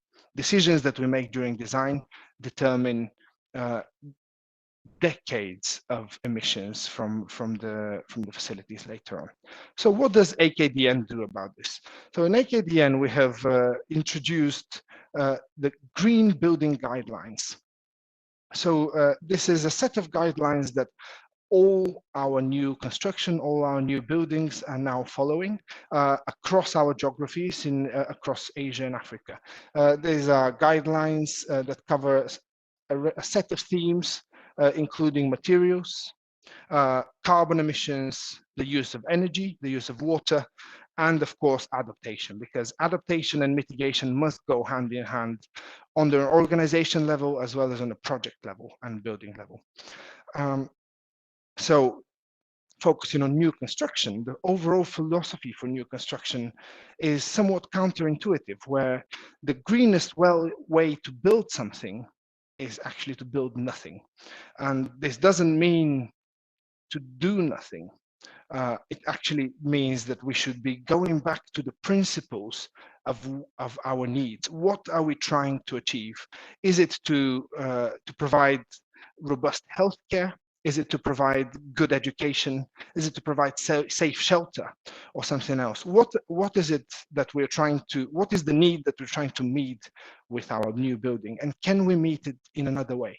Can we repurpose an existing building and avoid the construction of a new building? Can we leverage the use of technology and avoid the construction of a new building? By doing this, we avoid a huge amount of emissions from the construction and from the materials used in a new building. And this is a really green approach. Then the next step is, can we build less? Can we optimize our design to meet our need through a better design? Can we extend what we already have and refurbish it? And then finally, we can build clever. So thinking about what materials we can use, how we can generate and use energy efficiently, and so on. And I want to start this by showing a really good example of a case where the team in our ACA India team has managed to repurpose our project office in Chitravat into a habitat resource center. So we've avoided the cost and emissions from demolishing the building and rebuilding a new resource center through repurposing, refurbishing, increasing the efficiency, so retrofitting for efficiency, and getting an entirely new building out of this. So this is enabled through design again. So we need to be designing flexible spaces that can be used for multiple purposes, and then we can extend their life and reduce emissions overall. Moving on to building clever and the materials. So what are our buildings made of? This is a picture of one of our buildings in northern Pakistan, but actually this is representative of much of the construction across the AKDN geographies, and it is relying heavily on concrete, reinforced concrete at the moment. Concrete is a very high very carbon intensive product, especially because of cement. But we are very happy to see that already low carbon solutions, concrete solutions, are becoming available in the market, particularly in India. We're working with some suppliers and exploring how we can use some solutions that have about 30% less carbon footprint relative to the concrete used in ordinary Portland cement. So concrete is likely to be a substantial part of the picture in terms of materials going forward, considering the volume of new construction that we're expecting. But we're also looking to even greener materials. So for example, using some of more traditional local materials, but applying them in a modern way. So we're working with the Oroville Earth Institute in India to provide training for our teams in Syria, for example, on compressed stabilized earth blocks. This is a really sustainable material which can be locally sourced very low carbon emissions, and also not only can it be affordable and very durable, but also it can help the development of socio-economic activity.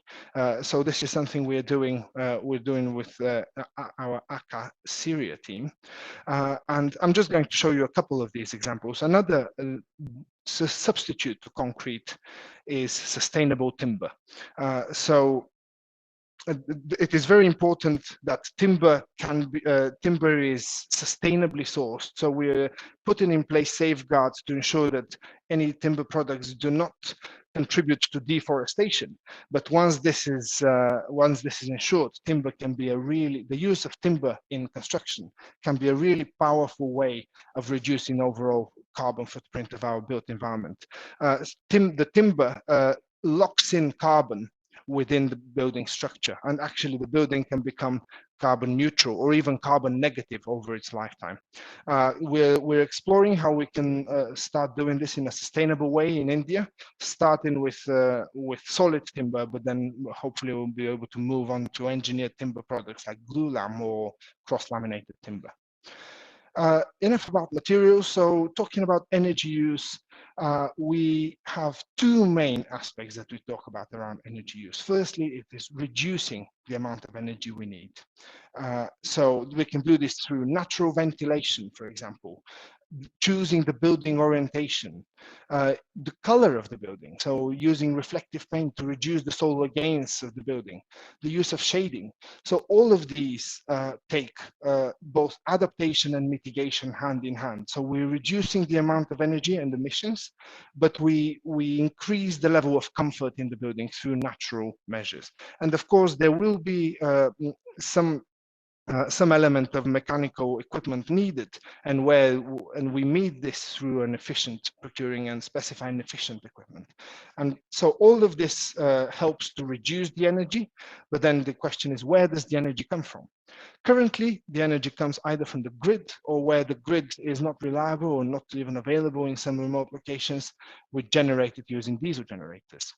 The grid, particularly in India, is very high carbon intensive.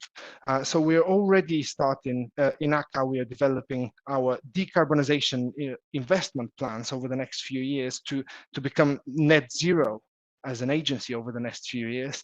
And we are already starting to address some of these on-site renewables on our premises.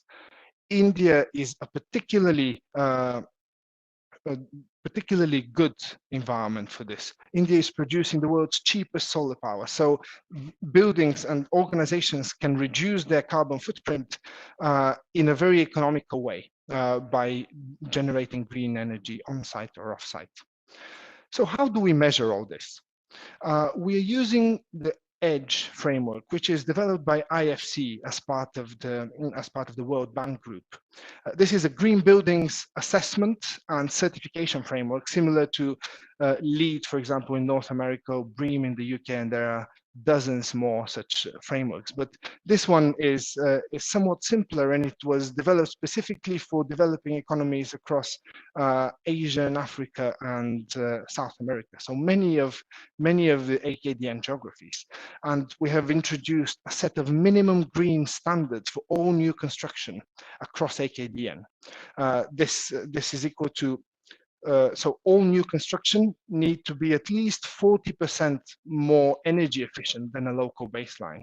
And they need to achieve at least 20% saving in water use and 20% saving in embodied energy. So this is the minimum standard for all buildings, but some particularly big and substantial developments will need to meet even stricter requirements to help our network's ambitions for net zero operation. So at the end, I just want to highlight 3 points to remember out of this talk. So firstly, climate mitigation and adaptation must go hand in hand. We must identify and resolve any conflicts early in the design process. Construction is a great opportunity for climate action, particularly in India, and we need to take this opportunity. But in order to make the most of it, green design is key. Thank you very much for this.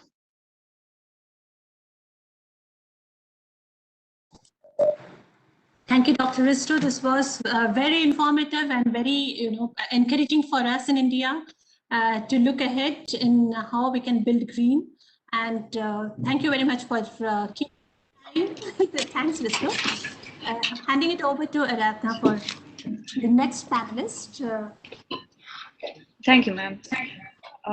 Firstly, I would like to thank Dr. Risto for his presentation on Build Back Better, Building Green and New Construction, its vital opportunities for climate change action, as well as highlighting Aga Khan Development Network's minimum green standard for new construction.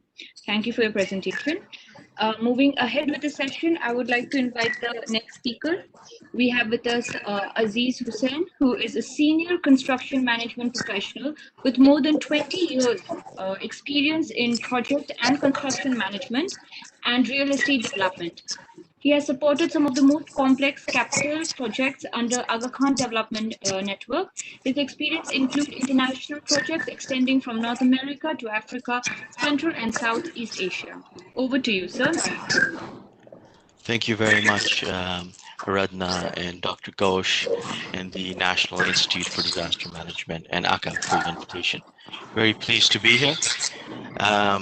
Thank you for the excellent presentations by Dr. Amit, Dr. Ashish, and Dr. Hristo, which were very useful and informative and covered much of the material already in a very thoughtful way.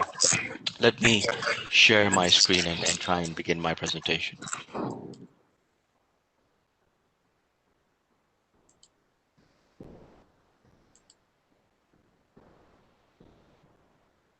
All right.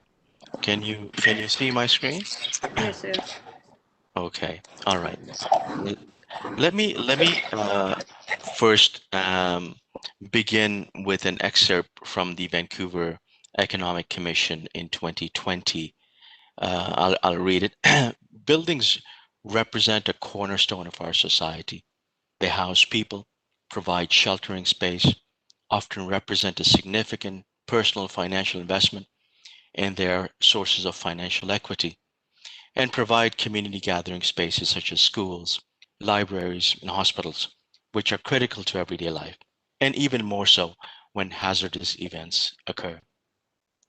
This message is interesting in that it appears to convey that resilience in building projects is not simply structural resiliency and life safety, which is of course a key priority, but it's also about the heavy toll this could take on people's lives, their displacement, their well-being, their impact on their financial assets, and especially those in poor communities. And of course, with climate change and the frequency and intensity of hazard events occurring and ever increasing, the impact on people's well-being is even more prone to hazard and risk, as Dr. Hristo pointed out. So what then is the ACA design philosophy when it comes to building projects? The designs of our buildings should prioritize resilience approaches. They should integrate sustainability, ensuring safety, climate stewardship, and longer lifespans. So what are the fundamental principles? At our institutions, we take an almost portfolio-based or holistic approach to resilience. And by that I mean taking into considerations a range of factors in arriving at a resilient building. I'll read you the four. Structural resilience, of course, we prioritize low damage design to enable buildings, to respond to significant events without causing irreparable damage to the primary structural elements. Exceed code where necessary to ensure that design allows for the seismic energy to be dissipated and strained to be concentrated into ductile replacement parts. Climate adaptation resiliency, so built future ready to operate in greater harmony with nature, but while also withstanding the forces of Mother Nature and allowing communities and businesses to bounce back. Environmental resiliency, to harvest nature's abundances to ensure occupant comfort and well-being. Let me go back to the structural one for a moment.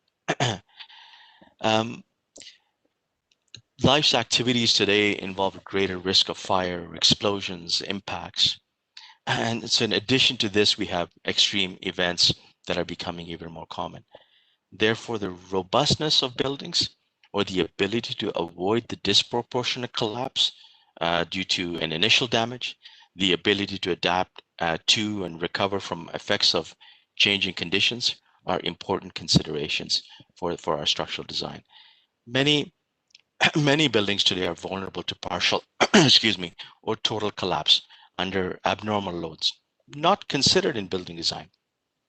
But at present, there is no accepted engineering methodology to assess and enhance the overall structural robustness within a multi-hazard context that considers both design loads and abnormal loads.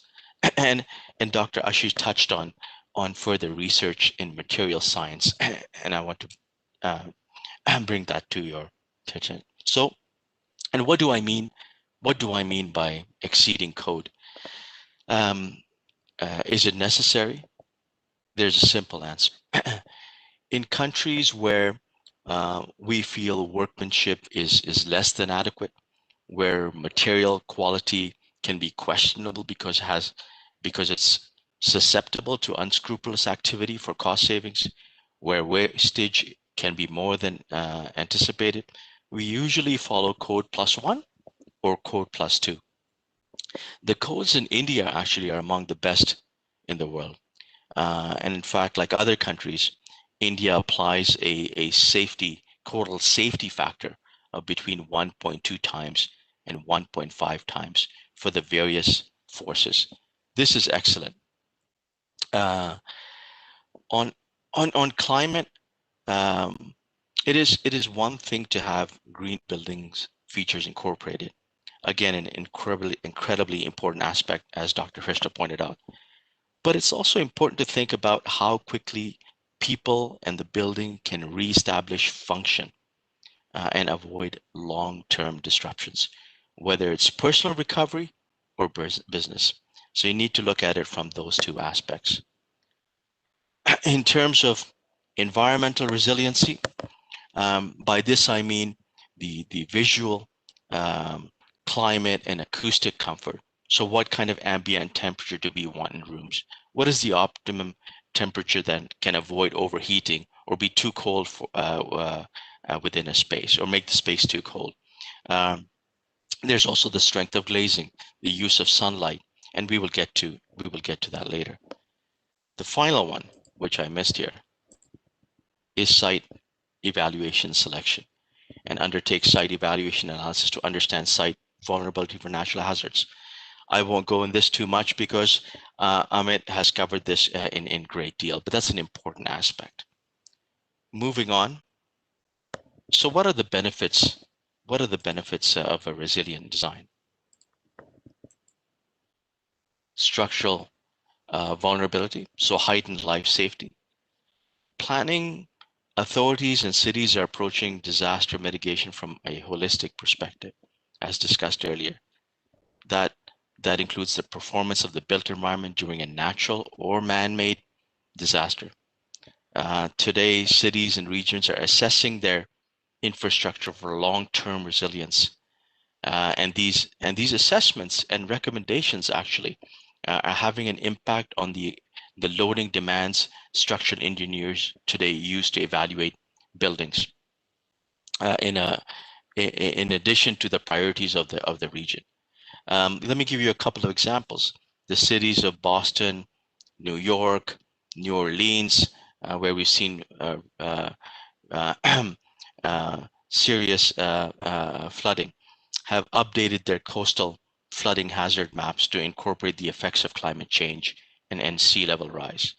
New York has updated the building code to incorporate these changes as well. Planning authorities are looking at minimum energy efficiencies in design as well. So essentially, we need to reduce the future vulnerability by making buildings that can continue to absorb multiple earthquakes and readily put back these buildings into operations. Then, of course, we have future proofing for climate risk, and we just spoke about that. So increased threats from associated storm surges, sea level rise, higher intensity weather. They underscore the importance of resilience strategies for addressing climate related risk. We need to build in these adaptation measures. Business continuity, of course, rapidly making use of the buildings. That's quite straightforward and self-explanatory.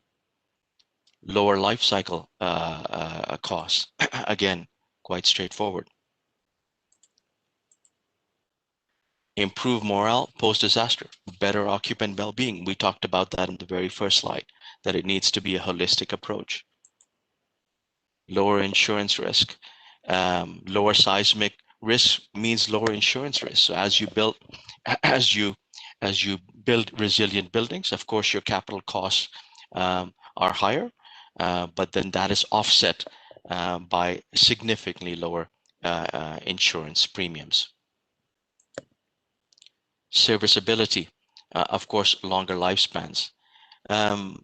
So some of so Indian standards do not explicitly advise on the service life of a structure, as apart from the basic tenets of design and loading incidents that would be dependent on several other factors, including the maintenance regime, etc. But I think, my colleagues on this call might be more aware that a future version of the IS code is expected to introduce a limit state to quantify the service life of structures. And of course, then there's the environmental footprint. Okay. Going forward. So what is the technical criteria that we give our designers? Of course, durability and flexibility and life safety. That's implicit in any building design. Ensuring base isolations, pendulum isolation, bearings where necessary. Basically, the buildings should be able to absorb multiple earthquakes, as I said earlier, and readily put back into operations to pre-earthquake conditions. But what do I mean by structural stability besides design based on the ETABS modeling? Let us try to avoid floating columns. Let us try and avoid cantilever where not necessary or not necessarily part of a feature of the design. Let us not try to have different systems in one single structure, whether the methodology is a post-tension slab, whether it's a conventional slab, or it's some composite mixture. I don't want to confuse these design criteria with not accepting new technologies. That's okay, but let's not unnecessarily have elements that are not part of a defining feature of the design, which serve no other purpose than a poor design solution for a problem. Fire safety, this is self-explanatory, but I should mention that we use NFPA where we do not believe the codes are adequate. We will also look to structures to make structures on a particular development independent in terms of fire water tanks, pumps, and power. So one does not necessarily depend on another in a multi-structure project. Climate and energy performance, we spoke a lot about that earlier, so I'll move on from that. Occupant comfort. So today, just like LEED and green building, there's also an International Well-Being Institute, where a range of occupant comfort elements are brought into the design. Whether it's thermal comfort in trying to balance the heat gains and losses to maintain core temperature within a building, whether it's the glare from the sun, or how we can make use of shadows for cooling, as Hirosto talked about, and also, of course, ventilation, proper ventilation, which is the prevention of the sick building syndrome. And of course, accessibility environment, also self-explanatory, ramps to brails to guardrails. This must be embedded into the design to truly have a resilient structure or building in the broader sense of the term. So these are the 5 key criteria that we give design consultants, design and engineering consultants, besides our design brief. So what can city authorities do to ensure resilient buildings? Well, very simply, financial incentives for meeting higher than mandatory standard and technical guidelines. And that could take the form of tax credits or some other incentives, enhancement of building codes, building energy conservation legislation, easy mobility and access legislation, and of course also introduce quality mechanisms for building safety. So ensure there's a rigid process for quality assurance as it operates over the first 3 phases of the building: planning, design, and construction. Licensing for qualified design and engineering professionals, again, something that was talked about earlier. Updating building codes, updating planning codes, introduce and promote maintenance standards, which are lacking seriously, and of course regulatory procedures and continuous audits post occupancy.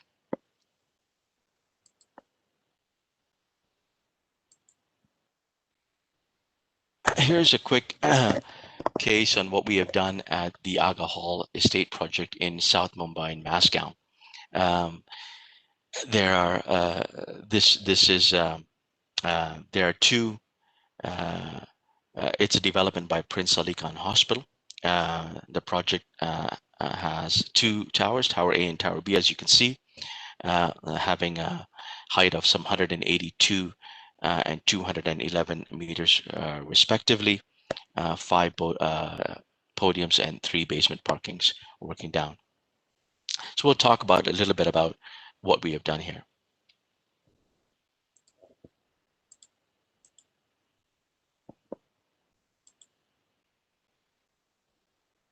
First, the business case for resilience. So the reduction of damage, of course, is related to the level of resistance of a building. And the time recovery is also affected by the amount of supply of damaged members. So when you look at this, you see there's an equilibrium point where you have brought in resilience measures, resilience design features into a building to a point of cost that is still feasible, beyond which, of course, it's untenable. And that's all this image really shows. For us, the design first undergoes a qualitative risk analysis, and that's in the beginning stage. It then goes to a probabilistic risk analysis, which in terms of what can be realistically assumed in terms of risk, and then it ends up with a pragmatic analysis and a response. I think some of the one of the best known landmarks that had invested in resilience, really, as you look at the Taj Mahal, is a great example, with its 4 minarets slanting outwards some 2 degrees towards the outside. Yeah.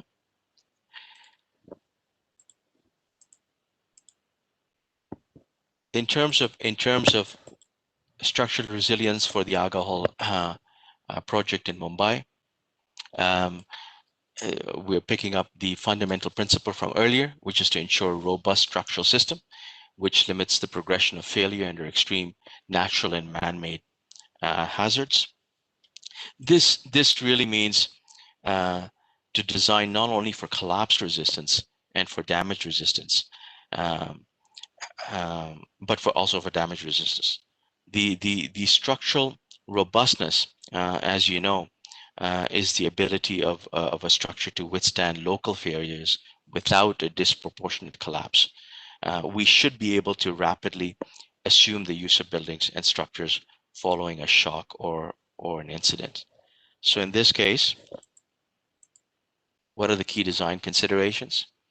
As far as the foundation is concerned, as you may be very familiar, anchors are used to resist the upward water pressure. These are passive rock anchors, which means they'll be active when there's upward water pressure. The anchors also give stability during construction activity in monsoon, since the water table, of course, is expected to be higher compared to the seasonal flow. Also want to mention that there's some salient features incorporated in the design that contribute to the service life of the towers.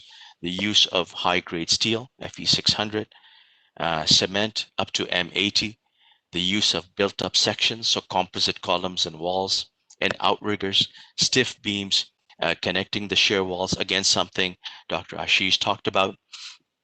The structure is also designed for a greater number of floors than are to be built. For instance, Tower A is designed for 50 floors, where only 45 will be built. Sales Tower, the second tower, is designed for 56 floors, whereas only 54 floors will be built. Seismic parameters.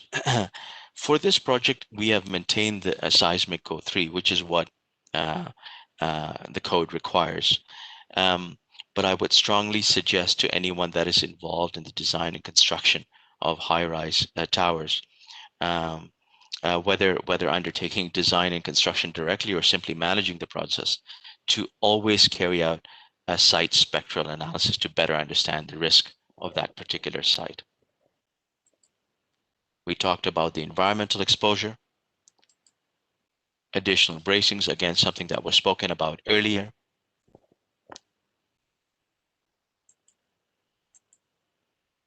And structural stability.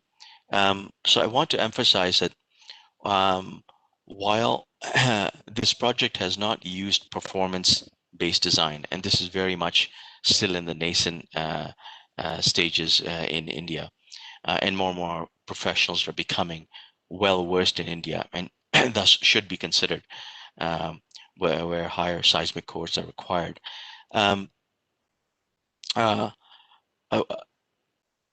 Let me just skip that, hang on. I think I talked about this already quite a bit. What about climate resiliency? I want to zero in on, first of all, the fundamental principle, built to operate in greater harmony with nature, while also withstanding the forces, weather forces bring. Stormwater, our ground floor is raised by 1.2 meters from the road level, and the plinth is raised by 1.8 from the road level to mitigate flooding. Basements are equipped with pumps and sumps having automatic operation in case of heavy flooding. Wind loads of 47.1 meters per second have been considered. So just a quick one on this. The earlier design was based on and adhered to wind-induced loads based on a 50-year return period with wind speeds of 44 meters per second, or 3-second gusts at 10-meter heights approximately. And that's as prescribed by the Indian Code IS 875. But according to available data research, the wind experienced in Mumbai has been under 38 meters per second in the last 50 years. And the estimated exceedance probably in a category 1 design is 2% based on that 50-year period. And the estimated exceedance in a Cat 2 design is lower than 1%. And given the rapid changes in climate, we opted for making sure the exceedance is below 1%. So we've adopted 47 meters per second as opposed to 44 meters per second. And of course, flood resistant concepts, again, where all critical MEP elements are moved to higher ground, and the base level of the building is sloping towards the city drains. In terms of climate adaptation, specific initiatives taken, of course, is the electrical car charging points for 40% of car parking stations, with the provision for increasing to 100%. Solar panels generating up to 150 kilowatts of power. Water conservation efforts, rainwater harvesting, low flow shower heads and faucets, recycled gray water, materials and resources. 95% of organic waste generated is expected to be converted to compost to be used for fertilizer. Reflective paints, resilient windows, and finally, climate conscious vendors, engaging vendors that have taken initiatives in the area of carbon footprint reduction. Environmental resiliency. What have we done here? So what we did in this realm, some of the key considerations is that we carried out studies of the sun location with respect to the site, as well as for the building's location, the spatial arrangement, the orientation, the window placement, daylight access, and other design features, taking full advantage of the passive solar design features to increase energy efficiency, comfort, and financial value of the building. So those are specific measures that have been taken.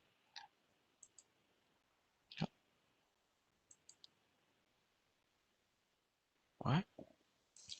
And of course, the orientation of the building as well.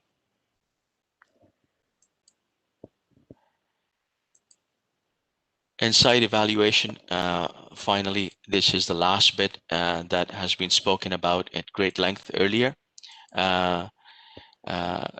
Repeating what was said earlier is a stormwater drainage and flood management. And of course, green spaces, larger, more expansive green spaces to provide better absorption of ground water. Now, we did for this site, we had done a site spectral analysis. So that was, of course, another consideration in arriving at the seismic code to be used. And so what are our key learnings from today? Building resilience is more than just structural resilience. City authorities, academia, industry, and institutions should work together to bring about evidence-based updates in codes and regulations, focusing on resiliency. Investing in resilience has long-term tangible and intangible benefits. I'd like to end with this slide. Is anybody familiar with this image? This is from the Lothal site in Gujarat. And this had been excavated and found in 1955. You can look at some of the techniques used some 4,000 years ago for construction are still visible in the foreground. And if you focus on the bench, this must have been built about 20-25 years ago for tourists. And notice the crack in the bench. To support that crack, you have a brick column that's placed underneath, and there's no mortar in that brick. Just a thought on resilience coming from a very long time ago. Thank you. Thank you, Aziz. A very informative session. You actually rounded up the key learnings very well. We have the academia here, we have the government here, we have, the research, the practitioners, everyone on this panel, and I'm so proud of that. And thank you for sharing, Lothal, because that's I think the a touching point here. Okay. Reminding us again what resilience could have meant then and how it stands to even now. Over to Aradhana. I really thank all the participants for holding on. There is one more very interesting session on our panelists, and over to Aradhana for introducing our last panelist for this webinar. Yes, ma'am. Firstly, I would like to thank Sir for the presentation on building a safer built environment and sharing Aka's design philosophy for building projects. I would like to invite the next speaker of our session. We have with us Jaya ma'am. Jaya ma'am is the Director of Integrated Urban Planning at WRI India. Ma'am is based in Bangalore and provides strategic leadership to all urban planning initiative across WRI India, managing relationship with key partners, stakeholders, and the global WRI network. Jaya ma'am leads the practice work on advancing goals for sustainable development in Indian city to enable the influence, knowledge, building, and on-ground impactful intervention. Over to you, ma'am. Thank you so much. And first of all, I would like to thank Aga Khan Agency, Socio-Economic, for getting in touch about this webinar, and NIDM for inviting me to this forum. I will just start sharing my presentation. And do let me know if you can start seeing it. Yes, ma'am. It's visible, and ma'am, you're audible as well. Perfect. All right. So being the last presentation of the day, and I know everyone in the audience has kind of, learned a lot and they've absorbed a lot. So I'll try to make this as interesting and crisp as possible, and basically zoom out a little bit to talk about, first urbanization and, climate change, nature-based solutions, what they mean.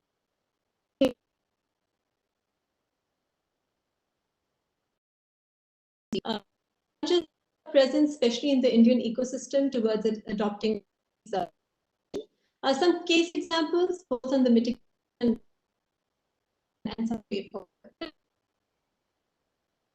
Bigger picture. Sorry. Okay. So basically, here's where we stand. So when we look at, urban growth, basically Africa and India are going to have the surge of the urban growth in the coming couple of decades. And essentially, the biggest problem is going to be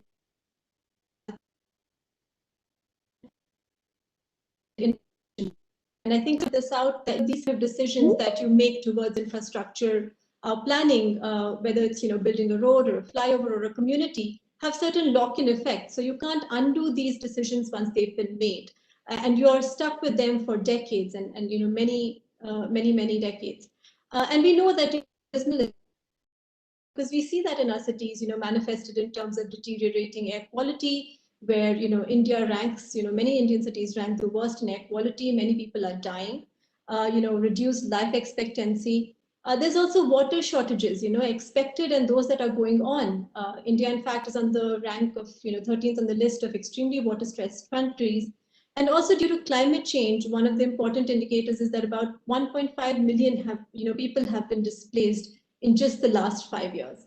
And that also has implications because when you talk about, who are these people who are getting impacted, it is basically the urban poor. More migration into cities, they're the ones who are living in the sort of direst conditions and, facing heat, heat risk, flood risk, all kinds of climatic environmental risks.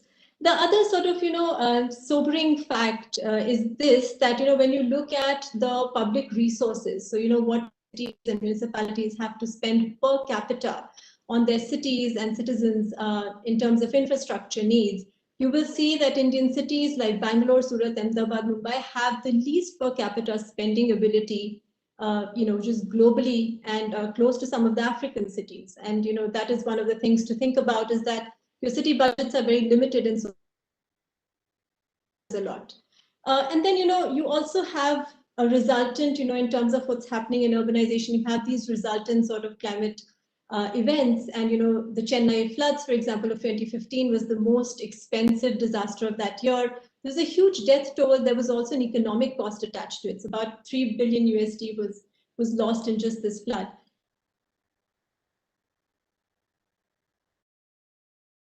It has grown, and how Chennai has grown, and I'll show you in the next slide, like many other cities in the peripheries, a lot of its natural infrastructure has reduced because that's where you've encroached to build all of this new settlement. So urban sprawl is really huge when you look at Indian cities, and this is just Bangalore. 29.2 square kilometers of new built up area is being added every year. I mean, think about that, where is this built up going, and what is being sacrificed in order to bring this built up. And also, when you look at other cities, and this is, some of the analysis that WRI India has carried out, when you look at where is urbanization happening, when you look at the built up footprints, it's happening mostly outside of municipal boundaries. So 66% of the growth in all of these cities and more is happening outside the municipal limits or the core of the city where the infrastructure concentration is the highest. So basically what's happening is that, urbanization is driving deforestation and it is reducing your blue-green infrastructure cover. More population moving to urban areas, more people are going to be vulnerable. So this is Bangalore. And if you look at the image on the top, 1984, this is the Barthur-Bellandur sort of a, watershed sort of a connection. And now you see in 2016, that's all been built up. So essentially 85% of floodplains in Bangalore are encroached upon or built upon. So, and so you have the resultant image on the left.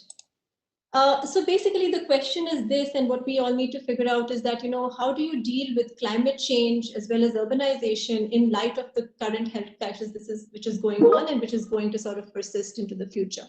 So basically, the planning anew is going to require not just building connected, compact and clean cities, but also building very resilient cities. And that's a point which I think everyone here has sort of made.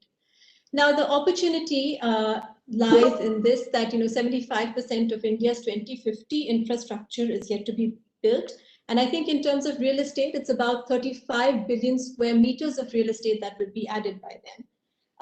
And so this is a great opportunity. And the cost of inaction, though, again, sobering number, about 5 trillion USD if we don't do this. So building back better, how do you build resilience? Again, just a global context of how the loss of ecosystem services has an impact on developing countries like India and other places much more than sometimes in the developed countries. So this basically map is showing you that India, for example, if we are going to lose out on our ecosystem services, is going to lead to a greater loss of GDP. And the impacts could be catastrophic because the economies here are interconnected, which create these knock-on effects into other areas. And these are only the economic costs, right? So we're not talking about the true costs, which involve social and environmental costs, for example. So nature-based solution is a very powerful sort of tool which is being counted on to solve from both the adaptation and mitigation standpoints a large part of this problem. And just to kind of define it, because different people have different imaginations of what NBS is, but essentially what NBS is channeling nature and natural processes in the design of solutions that provide social and environmental benefits, and they build resilience. So if a solution does not enhance or provide any kind of an ecosystem service, whether it's air pollution or water recharge and all of that, then that is not really an NBS. That's not a true NBS. And it has many benefits, which is why we are all looking towards NBS as being sort of this, not exactly silver bullet solution, but a big solution for tackling climate change. It has, the ability to, provide around 30% of the cost-effective mitigation, counter heat islands, reduce flooding, and basically increase cities' capacities to deal with climate change.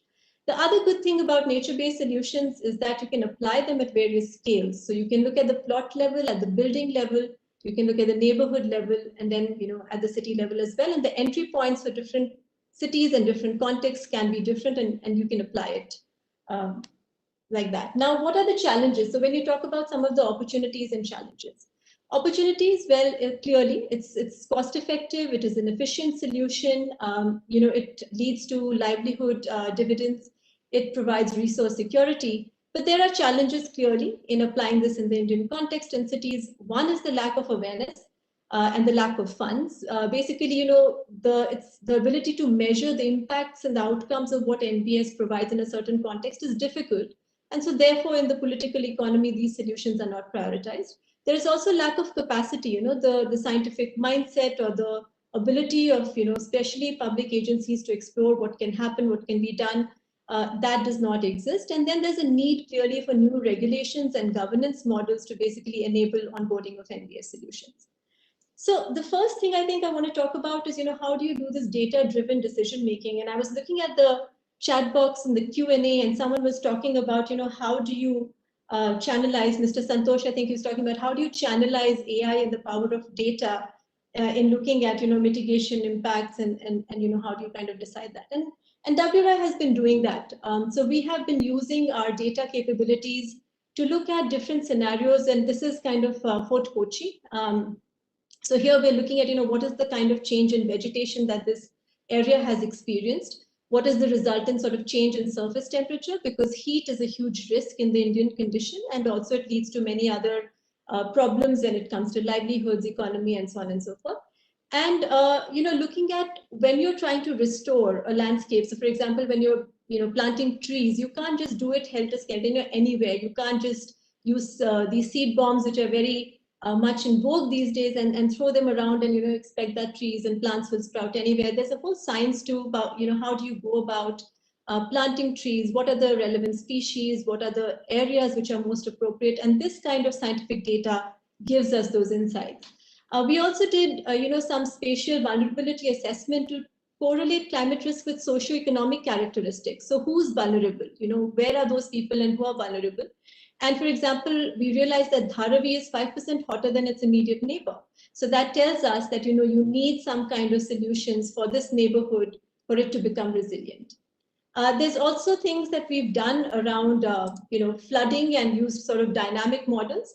Because the classical models look at historic rainfall temperature, but what we said is that we need to look at different precipitation scenarios and the ability to model, because that's what's happening. You cannot really do good predictions in the absence of imagining different scenarios in cities.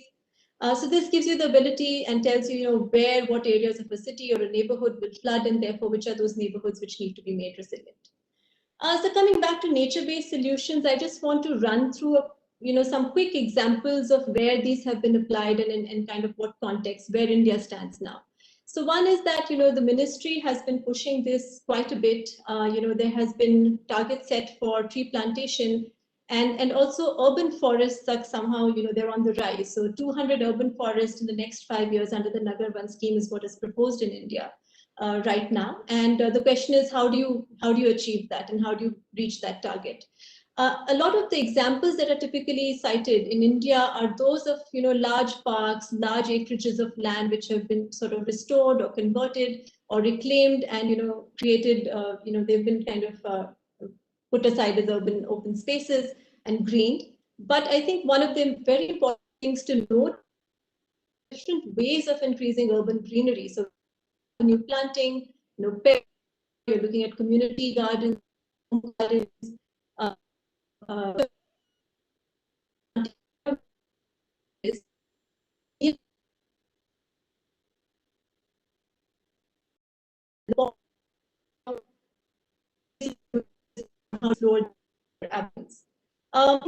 WRI has been engaged in as part of this platform. We have co-evolved project. It's Piece of Forest, and basically the idea is to bring like-minded cities who have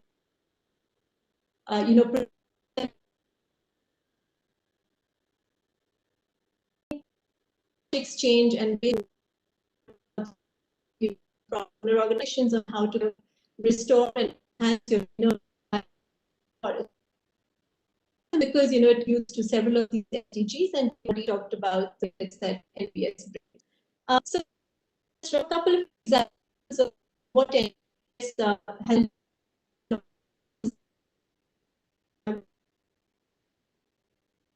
First is the sponge city, and we know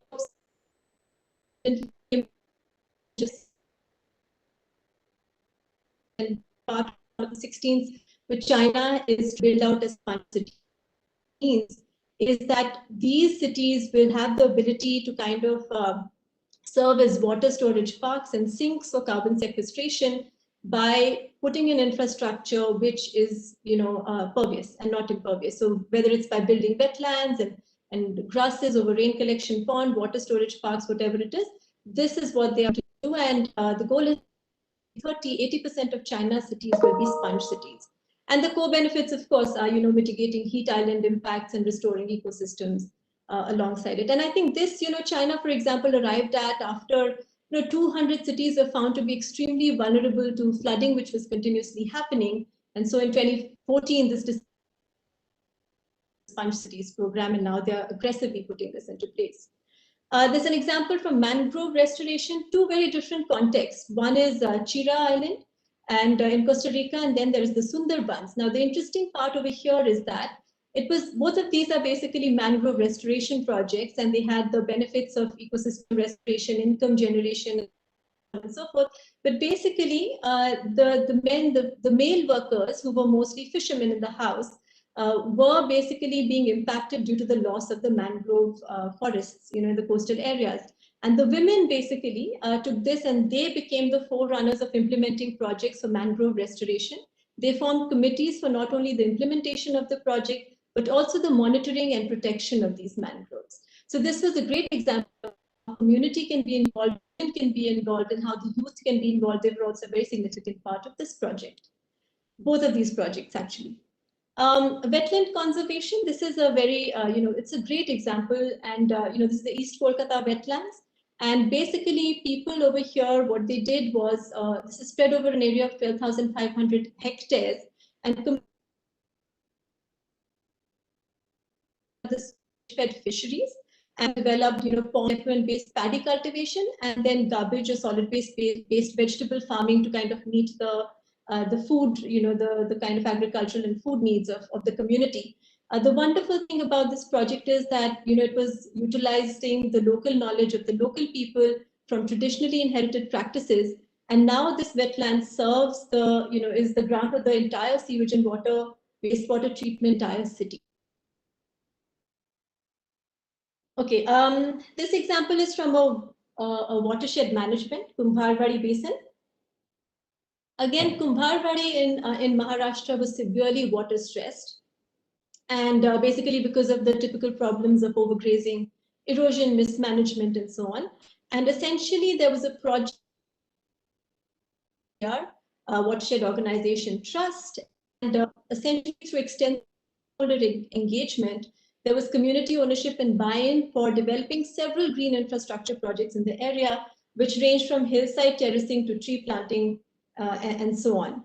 And basically, the villagers were they were trained. There was hands-on training that was provided on green infrastructure implementation, maintenance, and with emotional, socio-economic, and gender representation. And the result was that there was a 3 times increase in the value of cropland in just the first 4 years of the project. Now it's much higher.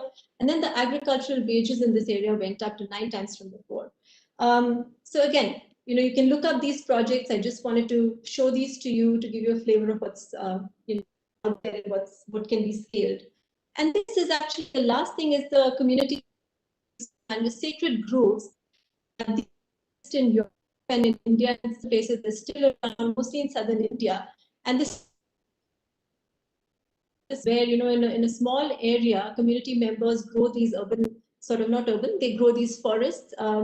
And then these are undisturbed, and they were basically initiated for religious practices and so on and so forth, but they basically serve as massive gene pools because the vegetation there is of many different types, many different layers. And then they also provide green spaces and recreational spaces for the community that's around it, who manages these green forests, these sacred groves. Coming quickly to policy and financing models, because financing is one of the major challenges. And I'll skip this, but just mainly to say that one is that who's going to pay for MBS is a big question. The silos between the various government departments is a huge issue. And then the governance in terms of the business model is not very clear. And so those are things that we need to figure out how to do better. And here are again some quick examples of policy and financing models where the approach was more government-led. So one is from Stuttgart, where they had a binding regulation, and so ventilated corridors, vegetative roofs were mandated. Shenzhen, like I mentioned, in China, so in partnership with the provincial, local governments and non-profits, local communities, and even businesses, they are implementing, your sponge city concepts. Indore has done a great job with their lakes, funded by international non-profits, and through municipal created these artificial floating islands to purify the water and serve as bird habitats. And on the private side, and this is extremely interesting because you expect government to take the lead, but this is what has happened on the private side in terms of financing models. One is the Volkswagen example from Mexico, where basically to ensure reliable water supply, there were measures that were taken, such as planting trees and earthen banks to ensure the water table stays where it is. Ambuja Cement has done some CSR work around quarry rehabilitation. So how do you use abandoned quarries and convert them into artificial lakes and so on. And then Dow Chemicals, again, they've constructed wetlands for wastewater treatment. So those are on the governance side, and this is on the, those are on the financing side. This is on the governance side. This is some work that, WRI is involved in. We are trying to do a pilot around a concept called the Joint Benefits Authority. It's being piloted in San Francisco. And essentially what this does is, how do you formulate an agency which is basically jointly sitting between different sort of planning and different planning authorities and implementing authorities like utilities, schools, transits, and so on, for funding and delivering clean air and water to the city.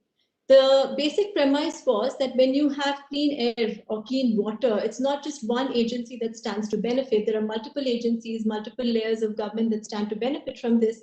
And so then how do you involve them in all of the delivery and in the designing of that? And also, how do you kind of empower this agency to raise funds, including issuing bonds? So the Joint Benefits Authority, there's a pilot project which we are kind of putting together in San Francisco, and it would be really interesting to see if that's a model that can be also leveraged in the Indian context.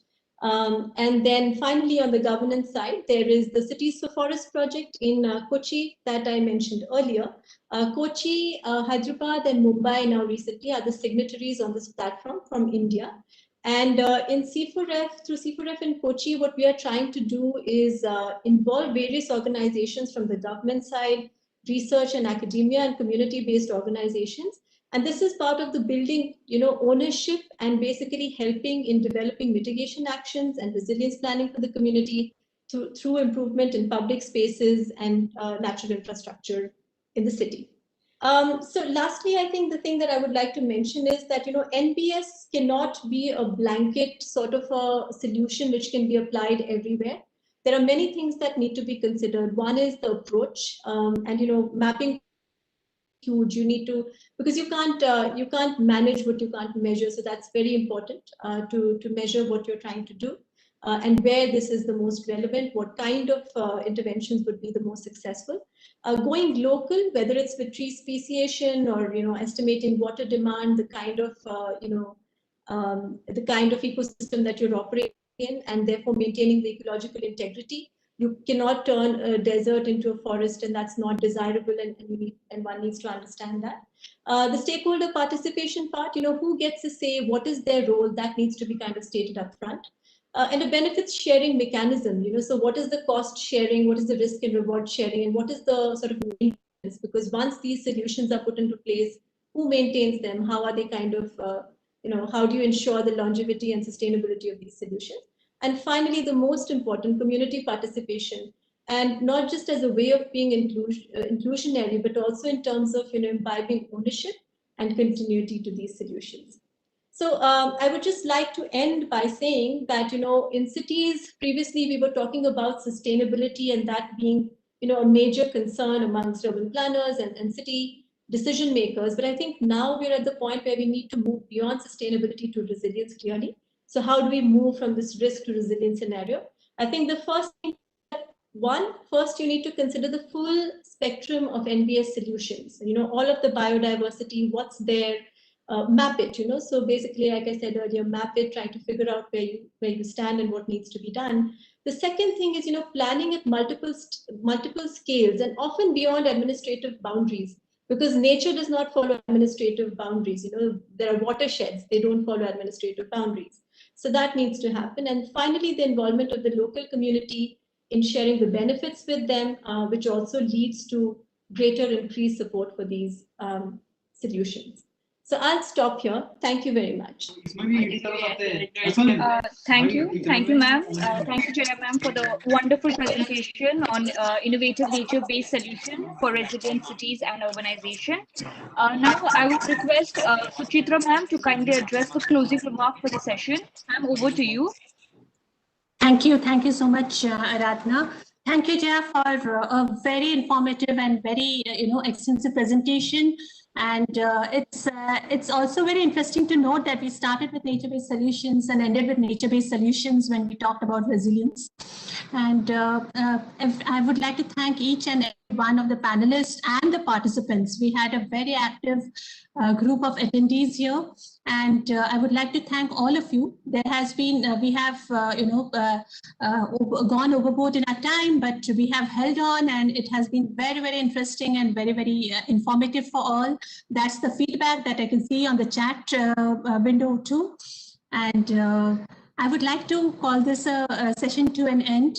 Summarization has been done extremely well by Aradhana after each session. So I would not like to attempt it anymore here in the interest of time.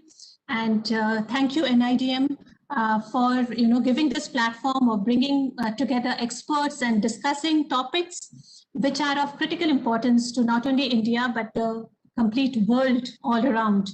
And this is where I would like to look forward to many more such informative discussions hosted by NIDM. Thank you, ma'am.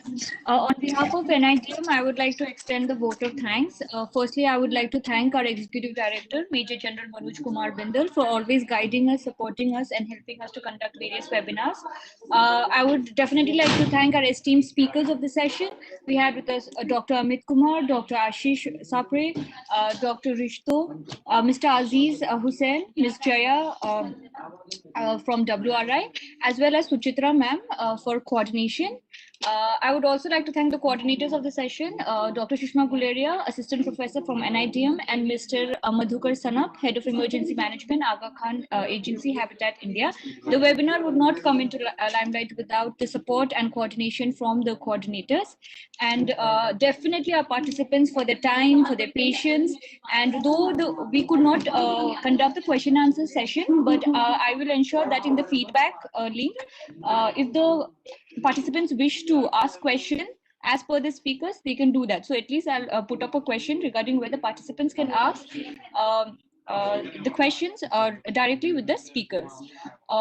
Before I end this webinar session, I would also like to say that the feedback link will be mailed to each and every participant after the end of the webinar. On this note, I would like to end the webinar. Thank you so much for your time, patience, and consideration. Thank you.